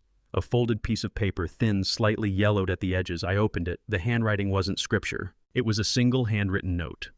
July 8th, 3 drops, mild nausea/headache, onset 6 hours post-dose. But when I opened the Bible itself, I found something far worse. I smoothed out the loose page first, my hands already unsteady. The cursive was unmistakably Natalie's, the same hand I'd seen on birthday cards and thank you notes. But these words weren't gratitude. July 8th, 3 drops, mild nausea/headache, onset 6 hours post-dose. Subject maintains normal routine. Subject. She was calling me a subject, not her father-in-law, not a person at her husband's Sunday table. A variable she was solving for. My arthritic fingers worked clumsily as I lifted the Bible fully from the nightstand. It was heavier than it should have been, the weight sitting wrong, distributed unevenly. 35 years of calibrating mechanical systems had trained me to notice exactly that. I felt this book had something inside it that didn't belong. I opened it with care. Tucked into the natural fold of the spine between Psalms and Proverbs was a small spiral-bound notebook, 20 pages or so, every one of them filled with that same meticulous handwriting. This wasn't a loose note that had fallen out. This was an entire murder diary. I carried it to the bed, positioned myself under the lamp so the bedroom camera would capture me reading without capturing the pages themselves, and started from the first entry. June 26th, first edition to filter. No visible reaction within 12 hours. Continue schedule. June 29th, second edition. No change in routine. Subject consumed approximately 6 glasses filtered water. Increase next time. July 1st, third edition. Nausea observed 6 hours later. Appetite slightly reduced. Continue. July 3rd, fourth edition. Nausea recurring. Subject attributes symptoms to age and stress. Misdirection working. July 5th, fifth edition. Estimated 3-pound weight loss. Fatigue mentioned to Brooke. Monitoring effective. July 8th, sixth edition. Increased amount. Nausea moderate. Subject ate full breakfast despite discomfort, more resilient than expected. July 10th, seventh edition. Estimated 8-pound total weight loss. Skin pale, energy notably lower. Medical intervention likely within 2 to 3 weeks. Timeline on track. Insurance claim. Timeline acceptable. She had hidden her murder log inside a Bible. The Book of Faith. The The book of commandments, thou shalt not kill, written on the same pages that concealed her plan to do exactly that. I read it through twice. My hands steadier now shock, having burned off into something colder and more useful. 23 entries across 3 weeks, each one another step toward my death, each one treating my failing health as a data point on a chart. The last entry was dated yesterday, July 15th, 8th edition. Subject reports dizziness to Brooke, difficulty on stairs observed, weakness progressing as expected. Caleb remains unaware. Next step increase amount if current pace continues. Projected timeline 10 to 14 days before hospitalization.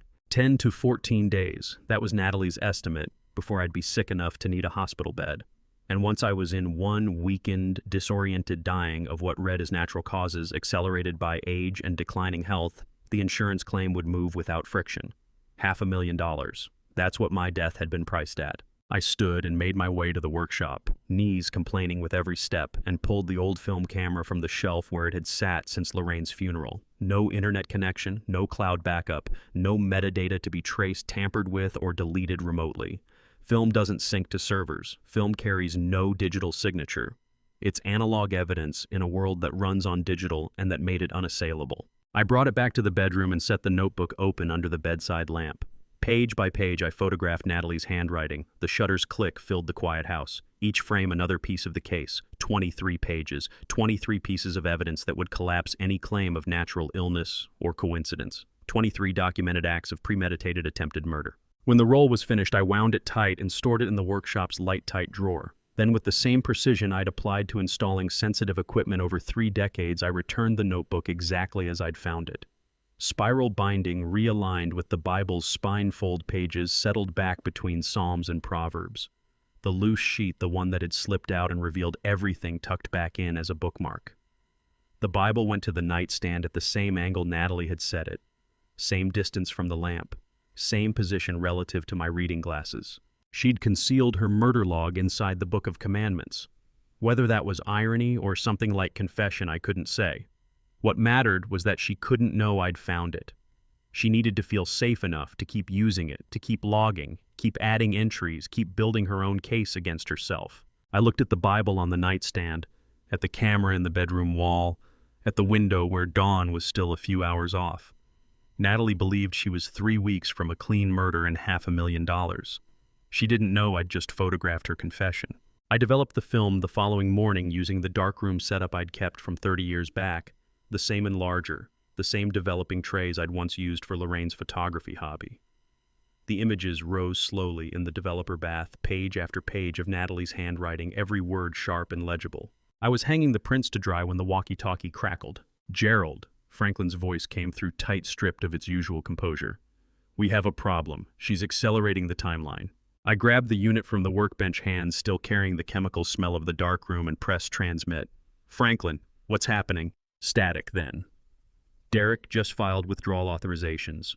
$48,300 across 3 accounts. Everything liquidates in 5 days. I looked at the print still drying overhead, Natalie's murder diary in black and white, irrefutable. But evidence meant nothing if she was gone before it could reach a courtroom. "They're running," I said. "That's not the worst of it." Franklin's voice dropped the way it did when something he was about to say would reframe everything. "I found out who Curtis is." I lowered myself onto the workshop stool, my knees giving out their familiar protest. The nausea that had shadowed me for 3 weeks moved through me again, a reminder that every conversation, every plan, every decision I was making was happening while something accumulated in my body.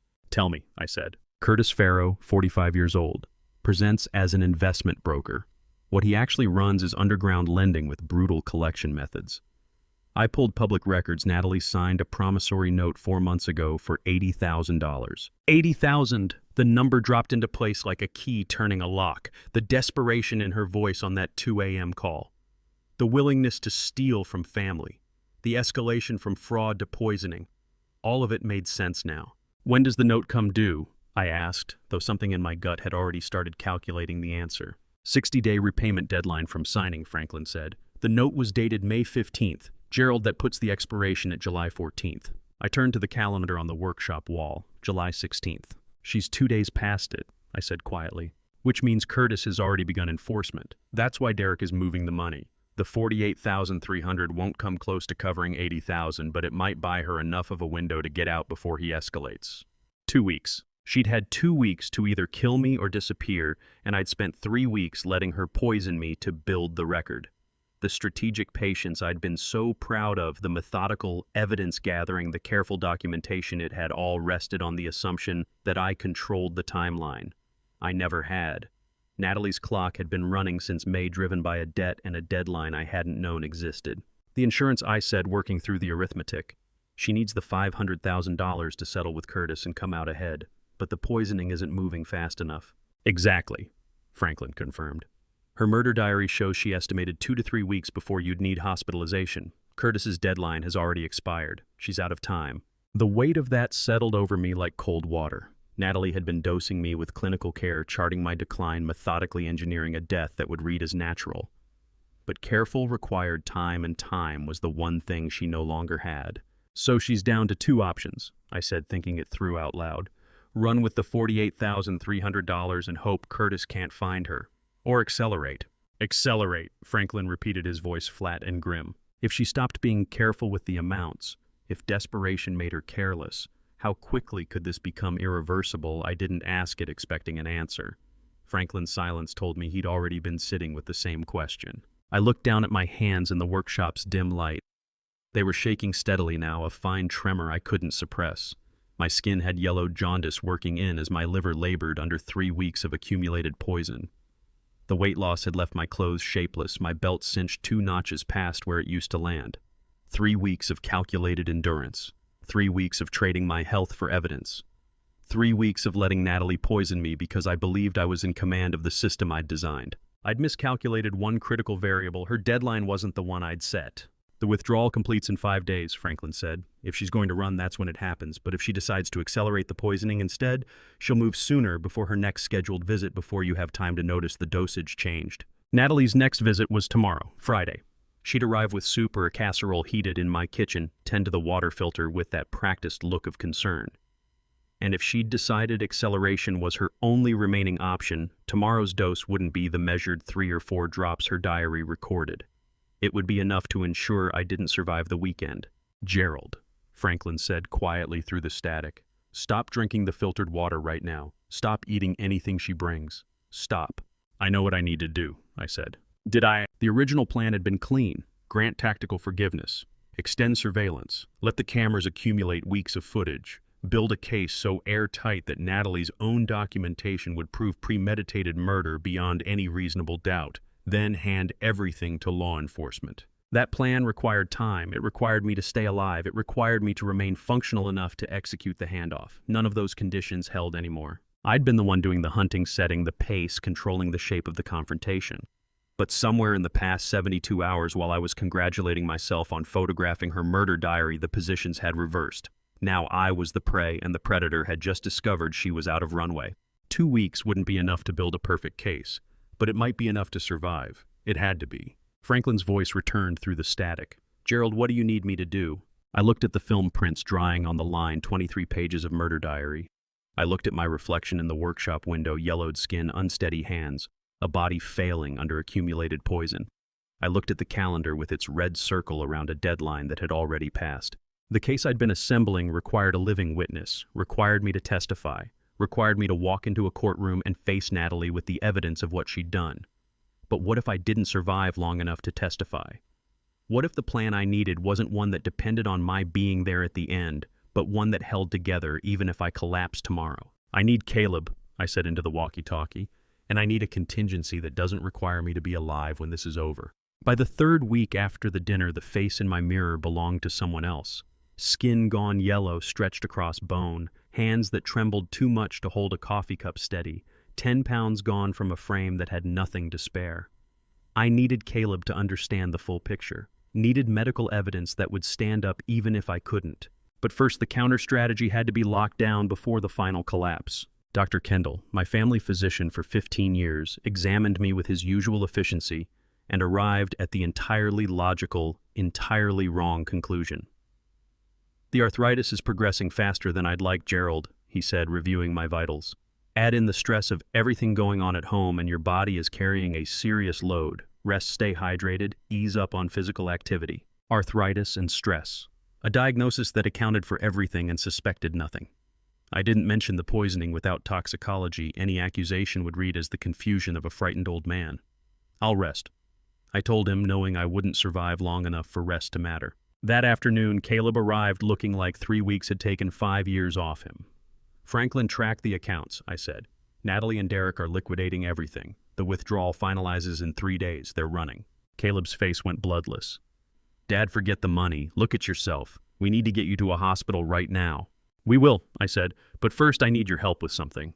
I took him to Natalie's closet. Tucked behind the winter coats was a large suitcase already packed. She's been ready to move for weeks, I said. We're going to make sure we can follow her when she does. The GPS tracker was smaller than my thumb, untraceable. Together we worked the lining seam open, settled the device inside, and stitched it closed. If I go down before she runs, I said, you'll still be able to find her. Caleb's hands trembled as he worked the needle. I can't believe I brought her into this family. Dad, I'm so sorry. You loved her, I said. That's not something to apologize for. What she chose to do with that love that belongs entirely to her. For the first time in 35 years as his father, my son and I were working from the same blueprint.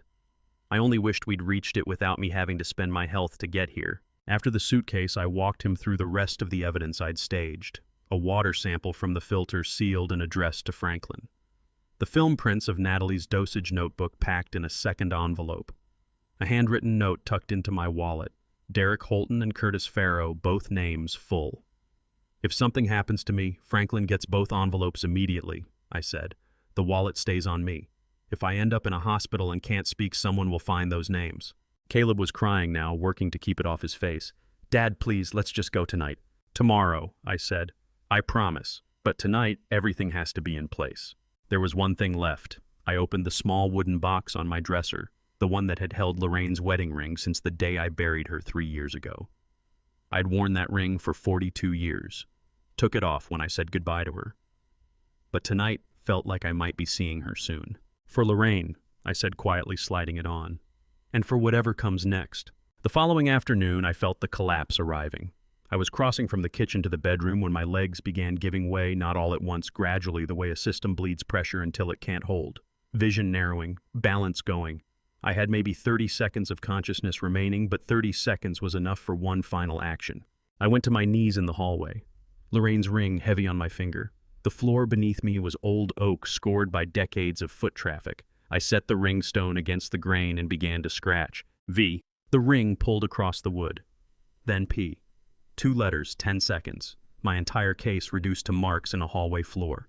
Each stroke cost something, hand-shaking vision, narrowing to a point, but I'd spent 35 years making precise marks on unforgiving surfaces. I knew how to leave something that would last. N plus P, V plus P, Natalie and Derek. Even if I didn't wake up, Caleb would understand. Evidence, not emotion. The last sensation was cold hardwood against my cheek and the weight of Lorraine's ring on my finger. The marks were done.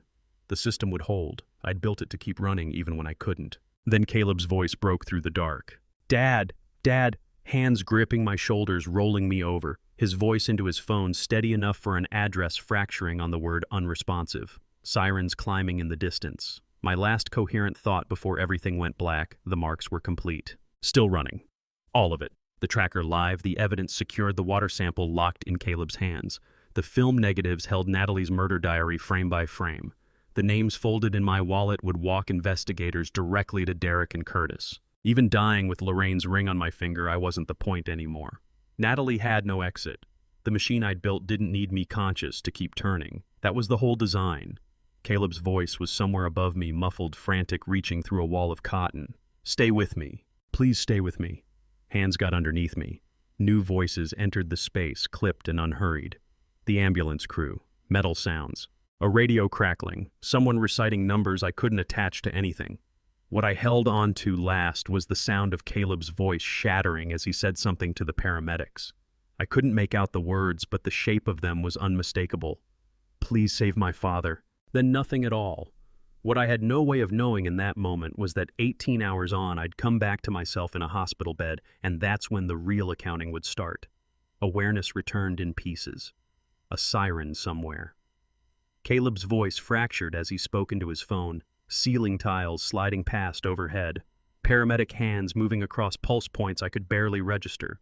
The last clear image I had was finishing the carving on my hallway floor. Lorraine's ring pressing into my knuckle, flat on my back now moving at speed, Caleb's face appearing and dissolving above me, BP dropping. Someone announced no inflection. 60-year-old male severe dehydration altered consciousness. ETA 4 minutes. My throat closed every time I tried to push words through it. I needed to tell them arsenic fingernails, but nothing came out. The world had gone muffled like pressing your ears against glass. Caleb's grip found my hand. His other hand had the phone wedged against his jaw. Franklin, he collapsed. His voice was barely holding. V&P cut into the floor. He knew Franklin. He knew all of it. Get everything to the detective, right now.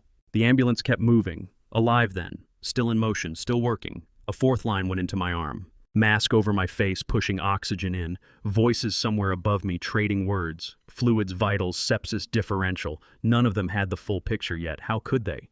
But what I'd assembled would speak for me when I no longer could. That was the engineering. Caleb told me afterward, the second his call connected from the back of that ambulance, Franklin was already moving 15 miles away in his office, executing what we'd planned for exactly this outcome. He pulled up the detective's number without hesitating. "Detective, it's Franklin Oakes," he said. "The package is uploading as we speak. Attempted murder in progress. Victim en route to Tuscaloosa County Medical Center right now. The package is uploading as we speak. Attempted murder in progress. Victim en route to Tuscaloosa County Medical Center right now." His father had engineered something that didn't require him to be upright, didn't even require him to be breathing. Maybe the dying was part of the design. In that ambulance, Caleb kept his eyes on the photo he'd shot before the paramedics came through the door. 2 letters gouged into old oak flooring. V plus P. V for Natalie. P for Derek. His father's last deliberate act, not a plea, not a lapse, but cold intentional evidence scratched out with his mother's wedding ring. And then Caleb understood. The dinner, the forgiveness that came too easily, the months of meticulous logging, the way his father had aged visibly over the past month but kept saying, "Wait, not yet, we need more." He'd known the whole time. From the very dinner his father had understood Natalie was killing him slowly and had made the choice to stay in her path. "Sir, we're coming in now," a paramedic called as the ambulance jolted to a halt. The bay doors crashed open. The gurney rolled hard through them, Caleb keeping pace alongside with his father's hand still locked in his. Codes cut through the air. Nurses closed in the particular controlled chaos of a trauma bay bracing to receive someone critical. Wheeling through those automatic doors past triage and into treatment room 3.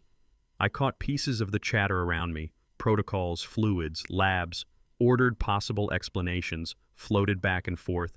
Dehydration, a cardiac event, stress infection. They had no reason yet to look deeper. What had actually put me here wasn't any of those things. It was deliberate weeks-long poisoning, and the record of it was pressed under my fingernails. Caleb didn't move from the waiting area after they pulled the curtain. The photo on his screen still burned V plus P. She'd been poisoning his father. And his father had known. The understanding broke over him in surges one after another, each one harder to absorb. 4 weeks. 4 full weeks every Tuesday and Friday, Natalie had walked through that door with food and that rehearsed look of concern, and his father had eaten it, noted it, let her keep coming. Each careful question about his declining health accepted without protest. All of it logged, all of it endured. What he'd called forgiveness after that dinner was never forgiveness at all. It was a trap. Caleb dropped into a plastic chair, his hands going to his knees to stop the shaking. "You stubborn, brilliant man," he said under his breath to no one. "You gave your life to build the case." His phone went off. Franklin. "It's handled," Franklin said when Caleb picked up. "Everything is through. Detective Cassidy has the full package. She's already in contact with the hospital. They'll know which tests to run." Franklin, he knew. Caleb's voice came apart. What he carved on that floor, that was no accident, no confusion. He knew she was doing it, and he stood there and let it happen. The line went quiet. Then, "Your father put 35 years into engineering, into building things that held up under pressure. This was just his final project, and it is holding up exactly the way he intended." Caleb's gaze moved down the corridor toward the curtain. "Is he going to make it?" Quiet, barely voiced. Franklin didn't rush his answer. "I can't tell you that, but whether he does or doesn't, Natalie has nowhere to go. He made sure of it." Inside treatment room, 3 hands worked over me with practiced speed. Lines in blood pulled, monitors attached, voices running through the differential out loud. Routine presentation, elderly man found collapsed at home. In 18 hours, the labs would come back strange. Someone would push for more tests. A toxicologist would enter the picture, and what they found would be exactly what I'd spent weeks making sure they'd find. Arsenic threaded through my blood. Accumulations sitting in my hair roots. Deposits built up in my nail beds, the layered, unmistakable signature of sustained systematic poisoning. Suspicion turned to certainty. Theory hardened into evidence. Investigation became prosecution. The woman who would eventually read those results carried something in her expression that only came from long familiarity with how bodies fail and why. Dr. Vivian Ashby hadn't known I'd been counting down to her involvement for 3 weeks. 18 hours after the ambulance dropped me at Tuscaloosa County Medical Center, I came back to fluorescent light and the metronome of a heart monitor. Heavy. Everything in my body felt anchored to the mattress, but my mind had enough purchase to recognize the woman at the foot of the bed, Dr. Vivian Ashby, 45, chief toxicologist. I'd gone through her record weeks back while I was still laying the groundwork. 22 years reading poisons, gray-streaked hair secured flat against her head, the kind of eyes that parse mortality and lab values the same way I once read tolerances off a calibration sheet. She registered that I was awake and looked up from her tablet. "Mr. Pryor," she said, measured and precise. "I'm Dr. Ashby Toxicology. There are markers in your blood work that don't belong, organ stress indicators inconsistent with cardiac presentation or sepsis. I need to understand your exposure history." I'd been rehearsing my answer since the first Tuesday Natalie arrived with soup. "My fingernails. I haven't trimmed them in 3 weeks, on purpose." Something reorganized behind Dr. Ashby's eyes. "Nail clipping analysis," she said half to herself. "Arsenic binding in the keratin layers. Textbook forensic toxicology. Rarely requested without a specific reason." Her gaze came back to me sharper. "You knew exactly what you were setting up for." Her expression moved confusion cycling into something that sat between professional alarm and raw recognition. "You knew," she said, quiet and deliberate. "You understood you were being poisoned." "By the end of week 1, I said. There was a metallic quality to the water. Faint, but I'd spent 35 years running diagnostics on failing systems. I knew the signature of contamination. And you said nothing." She couldn't keep the disbelief level. "You never came in." "Suspicion gets dismissed," I said. "I needed it documented." "Documented how?" "The cameras recorded each delivery. The footage ties the method to intent, proves she planned it, not improvised it. Building that case takes weeks." The antiseptic bite of the room receded for a moment as I went back to it 3 weeks ago. The first metallic taste the instant I understood what was happening and decided to let it continue. Dr. Ashby set her tablet on the side table and drew up the chair the professional remove she'd walked in with, starting to come apart at the seams. "Mr. Pryor, you're telling me you knowingly remained in the path of an active poisoning to generate evidence for a prosecution. You put your health on the line, your life possibly for what exactly? To guarantee a verdict." "To guarantee certainty," I said. "No footage, and it's an old man's accusation against his daughter-in-law. With it, it's a documented record, every dose, every visit, every step she took toward killing me, all of it captured." She held the look for a long beat, then lifted her phone. "I'm ordering an emergency toxicology panel," she said, already moving her fingers across the screen. "Hair follicle analysis, nail clippings, heavy metal screen. If you're right about the arsenic." "I'm right," I said. "Look at the dosage progression." She started cautiously testing what my body could absorb. 2 drops, then 3, then 4. Every increment is in her notebook. Her notebook, Dr. Ashby repeated, hidden inside a Bible. She handed me 23 pages of it. Dates, dosages, my physical reactions recorded in columns. She ran my murder like a controlled experiment. Dr. Ashby stepped out to order the tests. 30 minutes later, she came back carrying preliminary results and wearing an expression that answered the question before she spoke. "The toxicology confirms what you suspected," she said, angling the tablet toward me. "Heavy metal levels consistent with sustained exposure over roughly 21 days. The hair follicle samples show a clear escalating pattern. Someone was incrementing the dose deliberately on a schedule." "That would be my daughter-in-law," I said. "Natalie Pryor. The water filter in my kitchen will carry residue. The cameras will show her putting it there." Dr. Ashby lifted the room phone and dialed. "I need Detective Renee Cassidy right now. This is urgent. It concerns the Pryor case." The door swung open and Caleb came through, his face drawn from a night in the waiting room with no sleep. When his eyes found mine awake, talking relief moved across him like a wave. "Dad," he said, coming straight to the bed, they told me you're stable." He stopped when he caught Dr. Ashby's face. "Your father has been systematically dosed with arsenic over the last 3 weeks," Dr. Ashby said plainly. He was aware of it and chose to let it continue so he could build the evidence. Caleb looked at me, the tears he'd been holding since the ambulance finally breaking through. "You let her poison you," he said under his breath. "You knew for weeks and you kept letting her come back." I reached for his hand with fingers that still shook. "I'm an engineer," I said. "I calculated acceptable risk. The cameras needed to capture multiple incidents to establish a pattern. One episode could be written off as an accident. 4 weeks of documented escalating doses is attempted murder." Caleb's tears hit the back of my hand hot, but I felt only the cold satisfaction of a system performing exactly as designed. Every measured exposure, every logged dose, every camera angle, all of it calculated to close the trap completely. "You could have died," Caleb said, his voice coming apart. "Still might," I told him. "But even if that's how it ends, Natalie goes to prison. That was the calculation. That was always the acceptable risk." Dr. Ashby set down the phone and turned back to us. "Detective Cassidy is reviewing the evidence files right now," she said. "She'll be here inside the hour to take your statement." My phone, the one Caleb had retrieved from the house, was sitting on the bedside table. Right on cue, it buzzed. A message from Franklin. "Upload complete. 47 video files. She's watching them now." 15 miles away in the parking lot of Tuscaloosa County Medical Center, Detective Renee Cassidy sat behind her steering wheel with a laptop open across her knees. Franklin's cloud backup had finished uploading 10 minutes earlier. 47 files, each one time-stamped and cataloged in sequence. She opened the first, June 23rd, 11:47 p.m. Gerald's kitchen, framed by the hidden cabinet camera, the image sharp and unambiguous. Natalie Pryor walked into frame wearing latex gloves. She went straight to the water filter, unscrewed the top with the ease of someone who'd done it before, and spent close to 30 seconds adding something to the reservoir before sealing it back up. She wiped down the counter, tucked something into her jacket pocket, threw one glance toward the hallway where Gerald supposedly slept, and slipped out, pulling the door shut without a sound. Detective Cassidy's hand went to her radio. What she was looking at left no room for doubt. Caleb's voice cracked when he told me later that Detective Cassidy had watched all 47 videos back-to-back, 3 weeks of my daughter-in-law poisoning me frame by frame, timestamp by timestamp. She called it the most thorough case of premeditated attempted murder she'd encountered in 20 years on the job. "Every video is crystal clear," Caleb said, standing at my bedside while the monitors behind him tracked what the arsenic had done to my blood. "Your face isn't visible in a single one. Hers is in every one."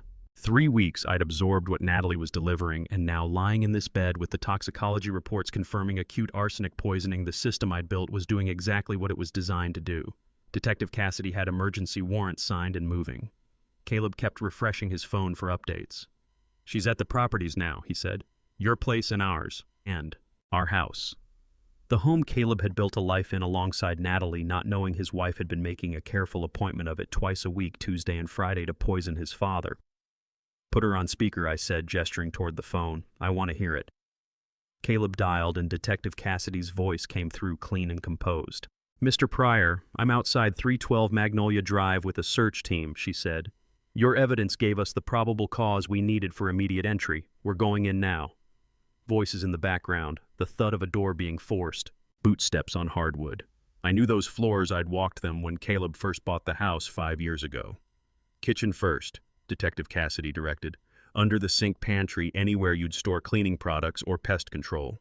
A beat of quiet, then a male voice. "Detective, under the sink, rat poison, arsenic-based, barely touched." "Bag it," Detective Cassidy said. "Move to the bathrooms. If she was measuring this out, she'd want a door between her and anyone else." More footsteps, a door, then, "Detective, you need to come see this." Natalie's bathroom tucked behind extra toilet paper in the cabinet under the sink. A small measuring spoon kept separate from anything in the kitchen, residue still on it. Caleb's free hand found the bed rail and squeezed until his knuckles went white. "Master bedroom," Detective Cassidy said. "Nightstands, dressers, anywhere she'd keep personal items close." A pause, then another voice. "Detective, the Bible on the nightstand, there's something inside it." Lying there in that hospital bed, listening to strangers catalog my daughter-in-law's methodical effort to kill me, I felt nothing. Only the still, cold satisfaction of an equation reaching its solution. Detective Cassidy came back on, her voice quieter now, almost careful. "Mr. Pryor," she said. She kept a journal, Inside the Bible, every dose recorded by date and quantity, a systematic escalating schedule across 3 weeks. She was charting your deterioration like a project timeline. What's the bookmark, I asked. I knew Natalie's appetite for theater even in her crimes. Psalm 37, Detective Cassidy said after a beat. The wicked plot against the righteous and gnash their teeth at them, but the Lord laughs at the wicked, for he knows their day is coming. How many other women have sat in the pew with a Bible open calculating poison doses between hymns? The case is airtight, Detective Cassidy continued. 47 videos, toxicology confirmation, physical evidence on site, her own handwritten record. We're headed to Heritage Community Bank now to freeze Derek Holton's accounts and secure his cooperation. 20 minutes later, Caleb's phone rang again. Detective Cassidy's voice had a different edge to it this time. Tighter. Faster. They're gone, she said, no lead-up. Bank manager confirms Derek processed a large cash withdrawal last night. $48,300. We pulled the security footage. Timestamp 6:14 this morning. Natalie and Derek loading luggage into his black Audi, close, urgent, then pulling out. Caleb looked at me, something caught between betrayal and vindication moving across his face. 6-hour head start, I said, running the numbers.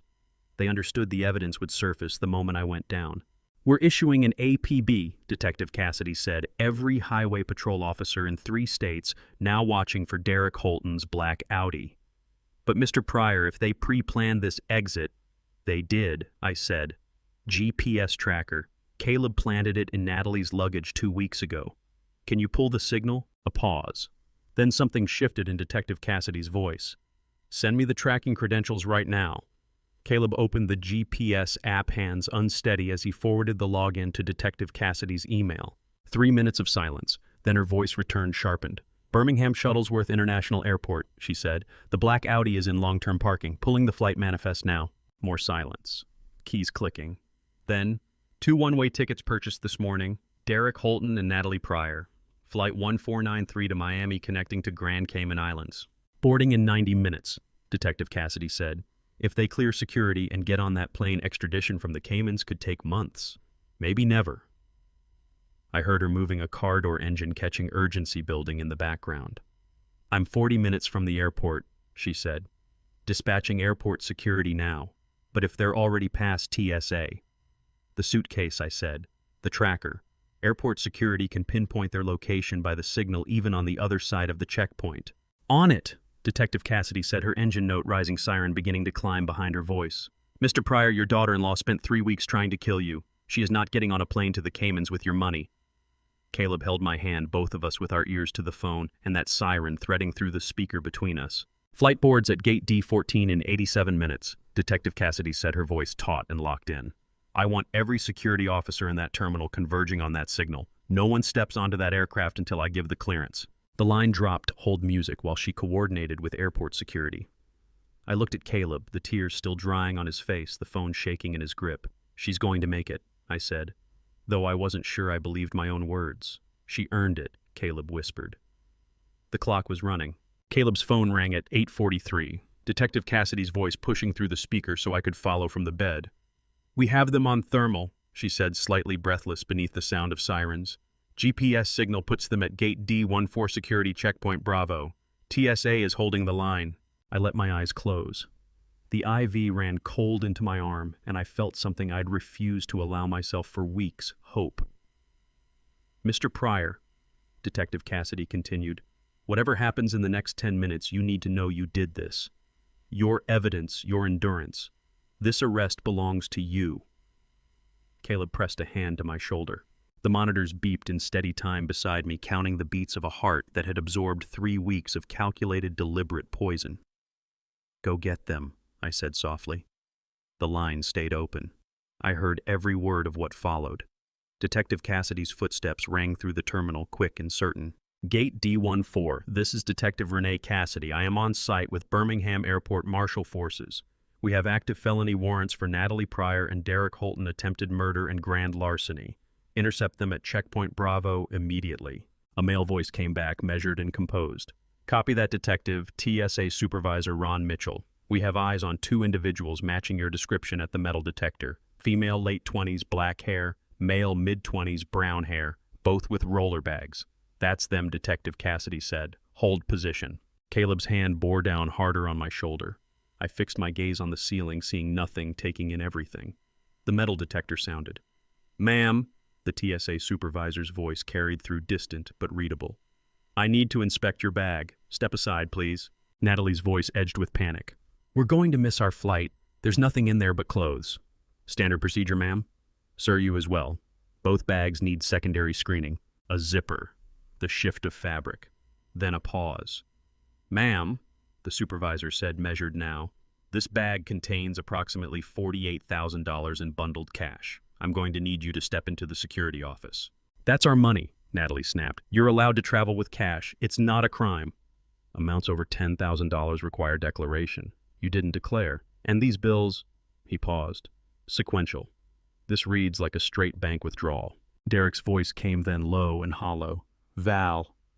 "Don't," she said. "Don't tell me to stop." "Natalie Pryor." Detective Cassidy's voice cut the air like a blade. "Derek Holton, you are both under arrest, attempted murder conspiracy to commit murder, grand theft, and financial exploitation of a vulnerable adult. Hands behind your backs." The click of handcuffs locking shut was the most welcome sound I'd ever heard in my life. "You can't do this," Natalie screamed. "You have no proof." "I have 47 videos of you contaminating Gerald Pryor's water supply." Detective Cassidy said, "No warmth in it at all. I have your handwritten records. I have chemical evidence recovered from your home. I have bank records documenting $70,500 taken. I have your tickets to a country with no extradition treaty. You want to keep talking or you want a lawyer?" "You know, each of mine is on time." Silence. Then Natalie cracked. "You think I wanted this?" Her voice splintered, hysteria bleeding through every word. "You think I wanted to hurt him? Curtis gave me 3 months or he'd kill Derek. $80,000 and the clock was running. I didn't have a choice." Caleb's eyes went wide. My own breath stopped. "Who's Curtis?" Detective Cassidy asked, voice sharpening instantly. "Curtis Farrow," Natalie sobbed. "Derek owed him from a poker game in Nashville. $80,000. And Curtis doesn't take I owe us. He told me if I didn't deliver the money by September, he'd—" Her voice dissolved into tears. Derek said nothing.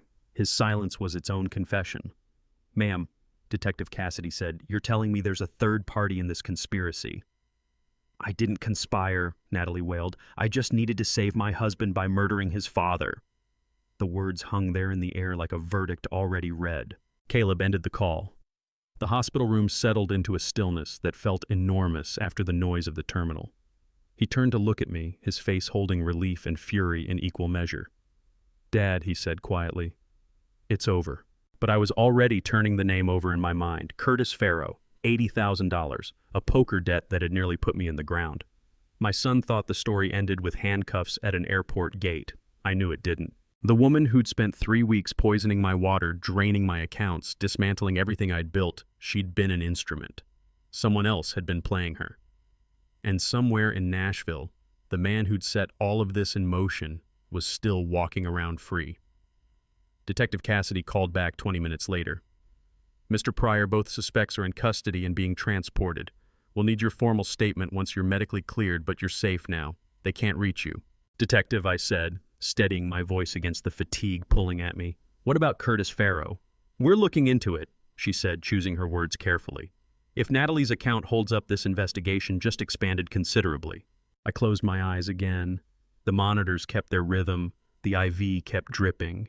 My body was working to repair itself. But the engineer in me, the part trained over a lifetime to identify problems, design systems, find the fault in the line, was already running the numbers. $80,000, a gambling debt, a man who'd treat murder as a collection method. Natalie and Derek were off the board. Curtis Farrow was still out there. And I was not finished. Victory has the taste of copper and antiseptic when you've poisoned yourself to catch a thief. Dr. Ashby's damage assessment sat in my lap like an itemized bill for calculated revenge. 3 days since the airport arrest, 3 days since I'd closed my eyes and told myself the worst was behind me. Dr. Vivian Ashby stood at the foot of my hospital bed, tablet in hand, her expression held deliberately neutral. "Your liver enzymes are stabilizing," she said, working through the results. "But the kidney damage is significant. You deliberately allowed someone to poison you for 3 weeks." I calculated acceptable risk. I said, my voice still roughened from the intubation tube they'd pulled the day before. I'm an engineer. I accounted for the variables. She looked up from the tablet, brown eyes level and precise. Mr. Pryor, you nearly died. The next 2 months will be painful, slow, and frustrating. Are you ready for that? Caleb sat in the chair beside me, looking like the past week had put 10 years on him. I'm ready, I said. Dr. Ashby moved to the next screen. Your toxicology readings on admission were deeply alarming: contamination at 4.3, where 5 marks the threshold for irreversible organ failure. She let the number sit for a moment. Another week of exposure, possibly even 3 more days, and you would not have come back from it. Permanent damage, or worse. You came very close, Mr. Pryor. Caleb's hand tightened on the armrest. I let the weight of that settle. 1 more week. I'd planned to go 2. How long before I can go home, I asked. 2 weeks minimum, then outpatient physical therapy, blood draws every week, medication management. Full recovery is 3 to 6 months, assuming nothing complicates. The peripheral neuropathy in your hands and feet may be permanent. The tremors, the pins and needles threading through my fingertips, the weakness anchoring my legs. I'd absorbed 18 months of exposure in exchange for 6 months of recovery. The math still held. 5 days after the arrest, I sat upright without anyone's help for the first time. It shouldn't have registered as any kind of achievement. I was 60 years old, a man who'd spent 4 decades on scaffolding, reading blueprints, moving steel. Sitting up unassisted should have been nothing. Instead, it cost me everything I had. Caleb stood beside the bed, arms folded. Dad, you don't have to prove anything right now. Take the time. I endured 3 weeks of active poisoning, I said through my teeth, every muscle shaking with the effort. I can manage sitting up, but my body had its own opinion. The room shifted. My hands pressed unsteadily into the mattress, fingers thick and unresponsive. I could feel the poison's work in every nerve, every weakened joint, every breath that came with more effort than it should have. The tremors will ease as your nervous system rebuilds, the nurse said, adjusting my IV line. Her name tag read Delgado. This is normal, Mr. Pryor. Normal. As though being systematically poisoned by your daughter-in-law was normal. As though recovering from attempted murder was just a routine passage through geriatric care. Day 7. I stood for the first time, gripping the walker hard enough that my knuckles blanched. Caleb hovered at my side, one hand extended and ready. I've got it, I said. I know you do. But he didn't step back. The walker felt like a sentence. 6 decades of moving through the world on my own terms reduced to 4 aluminum legs and rubber feet. I shifted my weight, testing what my legs could hold. They held barely. The neuropathy made my feet feel like they belonged to someone else, attached but not quite answering. Every muscle burned just to stay upright. 10 steps, I said. That's what I walked today. 10 steps. Caleb nodded. He moved to the far end of the hallway, 10 steps out, arms loose at his sides, eyes fixed on mine, waiting. I took the first step. Pain fired through my calves, sharp and electric. The walker scraped against the tile. My vision softened at the edges. 1 step, 2. That hallway stretched out like it had no end. 10 steps might as well have been 10 miles. 3, 4. Caleb's eyes held something I hadn't seen since he was 12. The belief that his father could handle anything, even survive what shouldn't be survivable. 5. Sweat made the walker grip slick under my palms. My legs were demanding I stop. The tremors worsened with every movement. 6, 7. I thought about Natalie handcuffed at the airport, screaming reasons at anyone who'd listen. I thought about Derek, quiet and broken beside her. I thought about Curtis Farrow, still out there somewhere. 8, 9. Almost there, Dad, Caleb said softly. 10. I stopped breathing hard, the walker the only thing between me and the floor. Caleb moved toward me, both hands open and ready. We stood there, father and son, the distance between us measured in pain and sheer will. 10 steps today, I said, my voice rough. Tomorrow, 12. I'm proud of you, Dad. Not just for this, for all of it. I didn't do it for pride, I told him. I did it because she needed to answer for what she'd done. Something moved across Caleb's face, complicated, layered, grief maybe, or guilt that he hadn't seen it coming. She'll answer for it, he said. Detective Cassidy appeared at the far end of the hallway as I was lowering myself back onto the walker. She walked toward us with a folder tucked under her arm, expression unreadable. Caleb spotted her first. His posture went rigid. Mr. Pryor, she said, closing the distance. I have news. I waited. My heart was working harder than it should have been. Curtis Farrow was arrested this morning in Nashville, Detective Cassidy said. Federal charges: wire fraud conspiracy to commit murder extortion. 12 other victims. Derek wasn't his first mark. Relief came in a sharp, sudden rush. The prosecutor's office is extending a deal to Natalie and Derek. She opened the folder as she spoke. 20 years with parole eligibility in exchange for testimony against Farrow. Without them, the murder conspiracy charge doesn't hold. Caleb made a sound low and angry. 20 years. She tried to kill him, and she gets to cooperate her way down to 20 years. That's with cooperation, Detective Cassidy confirmed. Without it, they're facing life without parole, but Farrow walks on the conspiracy. She passed me a document. We need your victim impact statement by Friday, Mr. Pryor. Arraignment is in 2 weeks. I looked down at the paper in my trembling hands. Official letterhead. Legal language. A blank space, waiting for my words. 18 months of trust demolished. 3 weeks of deliberate poison. 6 months of recovery stretching ahead. How do you put a number on that in a courtroom? I'll have it ready, I said. Detective Cassidy gave a short nod. Good, because this time all 3 of them go away. She turned and her footsteps faded back down the corridor. I stood there, walker in my grip body, spent mind already working, trying to figure out what words could possibly account for what had been taken from me. 10 steps down a hospital hallway, Caleb waiting at the end with his hands outstretched. I'd walked through worse, and I'd walked through this. But first, I had a statement to write. How do you put a value on what you almost lost when the engineer in you only speaks in figures, but your heart already knows the only number that counts? It's 1. 1 son. 1 chance. 1 blanket pulled over sleeping shoulders at 3 in the morning. I sat in my hospital bed that evening, a legal pad across my lap, pen unsteady in my hand. Friday's plea hearing was closing in. The prosecutor had been direct. Victim impact statements carry real weight. Tell the court what was taken from you. 3 drafts already finished. The first, a clean accounting of stolen funds and organ damage. The second, an itemized record of betrayal. The third, every crime cataloged line by line. All accurate, all true, all missing the point entirely. Dad, it doesn't have to be perfect, Caleb said from the chair beside my bed. He'd been there for 3 weeks, rarely leaving. Just tell them what she took. I can lay out every dollar, every damaged organ, every day of health I won't get back, I said, staring at the yellow paper. But that's not what she stole. Then what did she steal? I looked at him, hair disheveled, shirt wrinkled, exhaustion cut deep into his face. He'd put his entire life aside to sit in this room. I don't know how to write it, I said quietly. The truth was both simpler and more devastating than any sum of money. I couldn't measure what I'd almost lost because I'd spent 20 years not giving it its proper weight in the first place. Caleb stood and stretched. I'm heading to the cafeteria. Need anything? I'm fine. Back in 20 minutes. He left. The room settled into its hospital rhythm monitors, beeping fluorescent lights humming above me. I picked up the pen. To the court I wrote. The defendant stole, I stopped, crossed it out. Natalie hadn't only stolen money. She'd stolen time, months of health that wouldn't come back, the plain dignity of drinking water without wondering if it would kill me. But even that wasn't the heart of it. I set the pen down and let my eyes close, exhaustion folding over me. I woke at 3 o'clock in the morning, pain radiating from my kidneys sharp enough to drag me up out of sleep. The room was dark except for the soft glow of the machines and the parking lot light pushing through the blinds. Caleb was asleep in the chair, his head tilted at an angle that would punish him when he woke. 3 weeks he'd been there.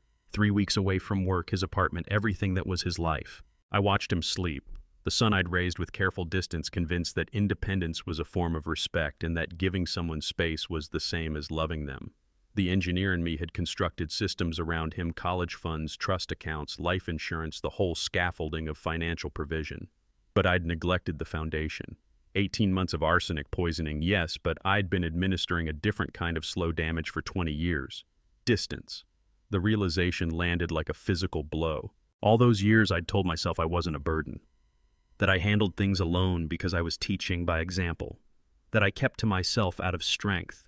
In reality, I'd been building walls and labeling them boundaries. I'd calculated acceptable risk with arsenic and never once calculated the cost of keeping my own son at arm's length. It turns out both are measured the same way in what they take from you, one quiet increment at a time.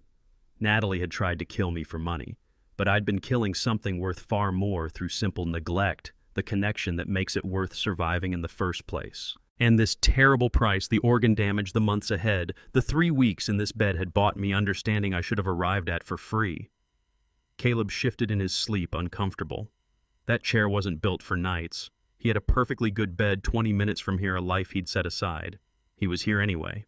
What I felt wasn't quite gratitude, it was closer to devastation. Not for the evidence gathering, not for the coordination with detectives and lawyers, but for 3 weeks in an uncomfortable chair simply because leaving his father alone wasn't something he was willing to do. I pushed myself upright against the pain. The walker waited beside the bed. I gripped it and tested my weight. Stood. My hands shook. My legs considered giving out. Every step felt like moving across broken ground. But I crossed the room. 5 hard steps to Caleb's chair. I took the thin hospital blanket from the foot of my bed, shook it open, and quietly laid it over him, tucked it around his shoulders, the way I hadn't thought to do since he was 12. He stirred faintly, and didn't wake. I stood there a moment, holding the walker, looking at my son, this man who had inherited my stubbornness and my caution, and who would hopefully in time also inherit my ability to recognize a mistake and correct it. Then I turned and made the slow, painful trip back to bed. I picked up the legal pad. To the court I wrote, "The value of what I almost lost cannot be calculated in dollars." My hands grew steadier as the words came. Natalie Pryor didn't only poison my body. She nearly took the time I needed to learn how to be his father again. 20 years I kept my distance, telling myself that independence was love. 3 weeks he's refused to leave my side. That is the equation that matters. I wrote about the blanket, the chair, the stubborn, uncomfortable loyalty of a son who stayed. I wrote about what no bank statement or medical report can capture, the cost of almost losing your last chance to understand what you've had all along. Dawn came through the window as I finished the final version. Not a statement about money or poison. A statement about time and the son asleep under a hospital blanket. I had nearly never gotten to pull over him again. My phone rang at 6:15. "Mr. Pryor, this is Prosecutor Yvonne Pelham. I'm sorry for the early hour, but the judge has moved the hearing up. Tomorrow morning, 9 a.m. I sat up straighter. "Natalie Pryor requested the change. She wants to address you directly before entering the plea." A pause. "Are you strong enough to be there?" Caleb stirred beneath the blanket, beginning to come awake. "Yes," I said, watching my son. "I'm strong enough." "Good. Bring your statement. This ends tomorrow." She ended the call. Morning light was widening across the room. Caleb opened his eyes, saw the blanket, looked over at me. Neither of us said a word. We didn't need to. I didn't attend my would-be killer's sentencing in person because the man who needed that confrontation had died somewhere between arsenic dose 14 and the 3 a.m. moment. I covered my sleeping son with a blanket. 6 weeks post-collapse. I sat upright in my hospital bed without help, watching the courthouse feed on the wall-mounted screen.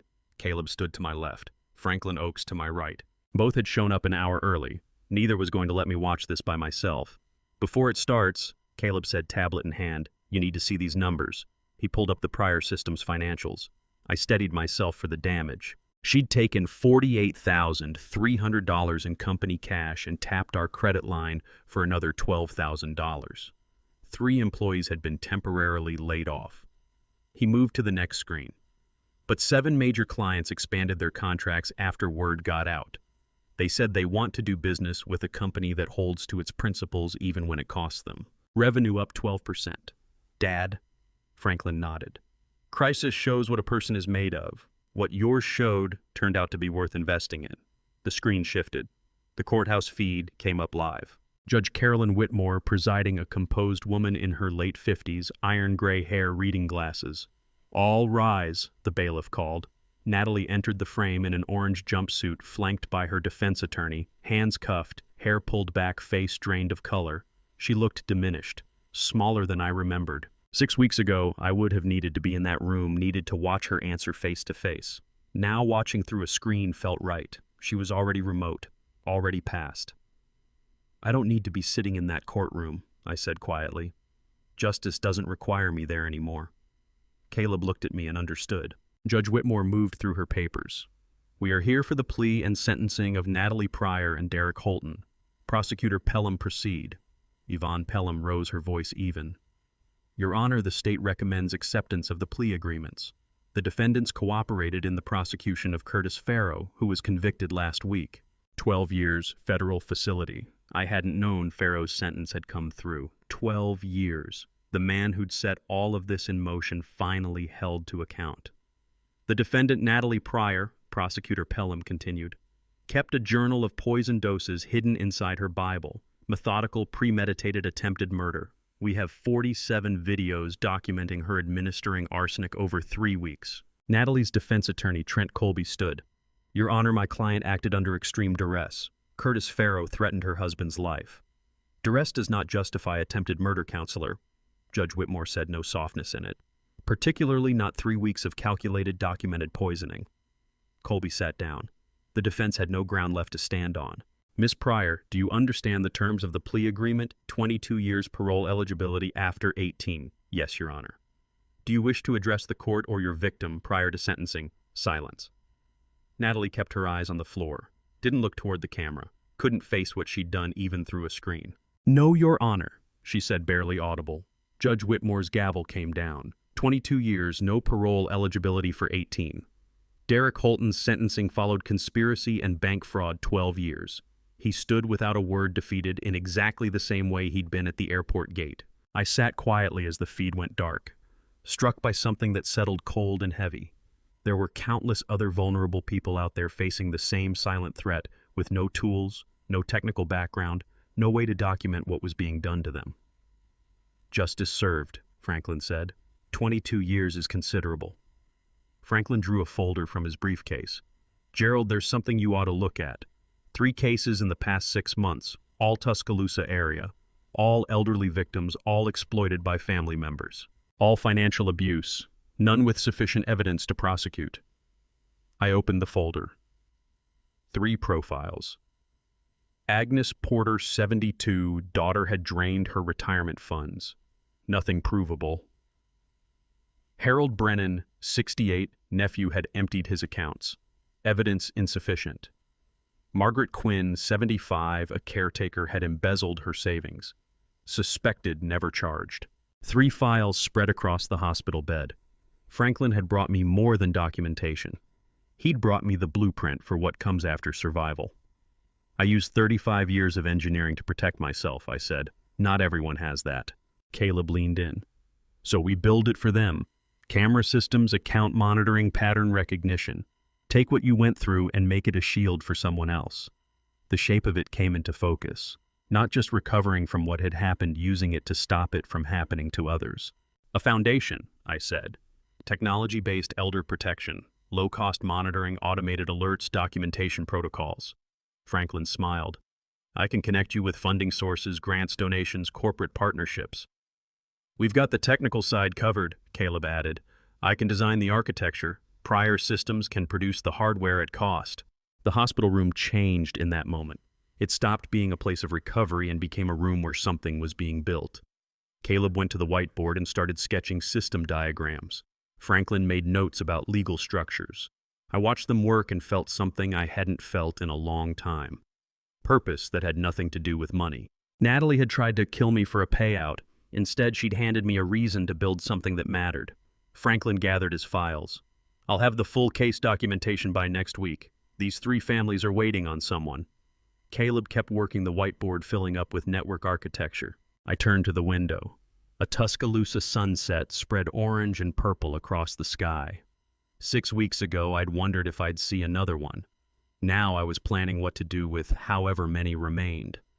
Given a second chance, the question wasn't why I'd made it. It was what to build with it. My phone rang. Unknown number. Mr. Pryor, this is Glenn Rutherford with Southeastern Life Insurance. I'm calling regarding your $500,000 policy. I went still. The policy Natalie had taken out herself as beneficiary. We're reversing the cancellation, Rutherford continued.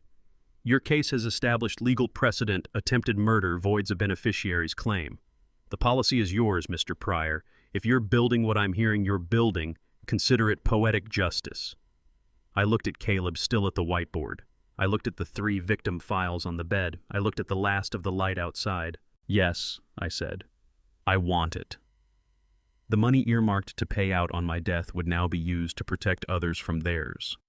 The foundation office carried the smell of fresh paint and open possibility. December 2024.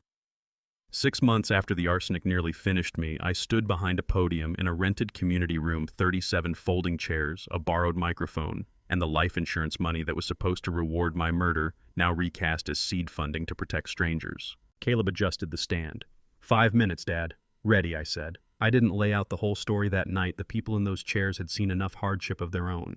I told them what mattered, that I had been sitting exactly where they were sitting, frightened and isolated, convinced that speaking up would only deepen the danger.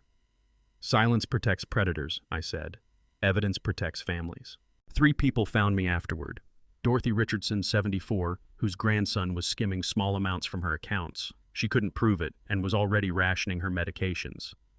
Eugene Foster, 69, carrying forged checks. His daughter kept swearing she'd repay 8 months and counting. Linda Carmichael, 76, whose niece had moved in under the banner of helping and stayed to intimidate. 3 faces that looked the way mine had 6 months earlier. Caleb stood beside me with his tablet open, already scheduling site visits. Franklin logged every name, every case reference, every detail that would fill the Foundation's first official files. 1 week later, Tuscaloosa County presented me with its Outstanding Citizen Award. I accepted it and said what I meant. The award belonged to my son, who never left my bedside, to Franklin, who constructed the evidence system that kept me alive, and to every victim with the courage to speak when silence felt like the only safe option. If you've stayed with me this far, thank you. That means more than I can say. Looking back on everything Gerald went through, the betrayal, the weeks of slow poisoning, the painstaking effort to build a case from a hospital bed, what strikes me most is how much it cost him just to be believed. He had to become the evidence himself. He lost months of his health and nearly lost his life.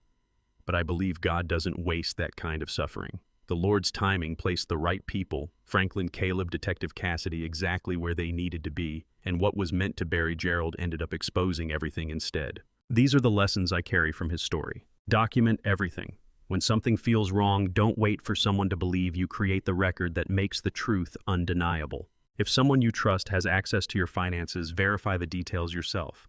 Love is not a reason to skip the audit. Pay attention to the people who stay. Not the ones who visit when it's easy, the ones who sleep in an uncomfortable chair because leaving isn't something they're willing to do. And if you are ever in a position where silence feels like the only safe move, remember what Gerald found. Silence protects the predator. Evidence protects the family. These grandpa revenge stories are never really about anger. They're father stories at their core, about what a man will endure to protect the people he loves and what he learns about love when it's almost too late. If this story moved you, leave a comment and tell me what stayed with you. Share it with someone who might need it today. And if you haven't already, come join us at Grandpa's Revenge. There are more stories here, and every one of them matters. Thank you for listening. Take care of yourself out there, and I'll see you in the next one.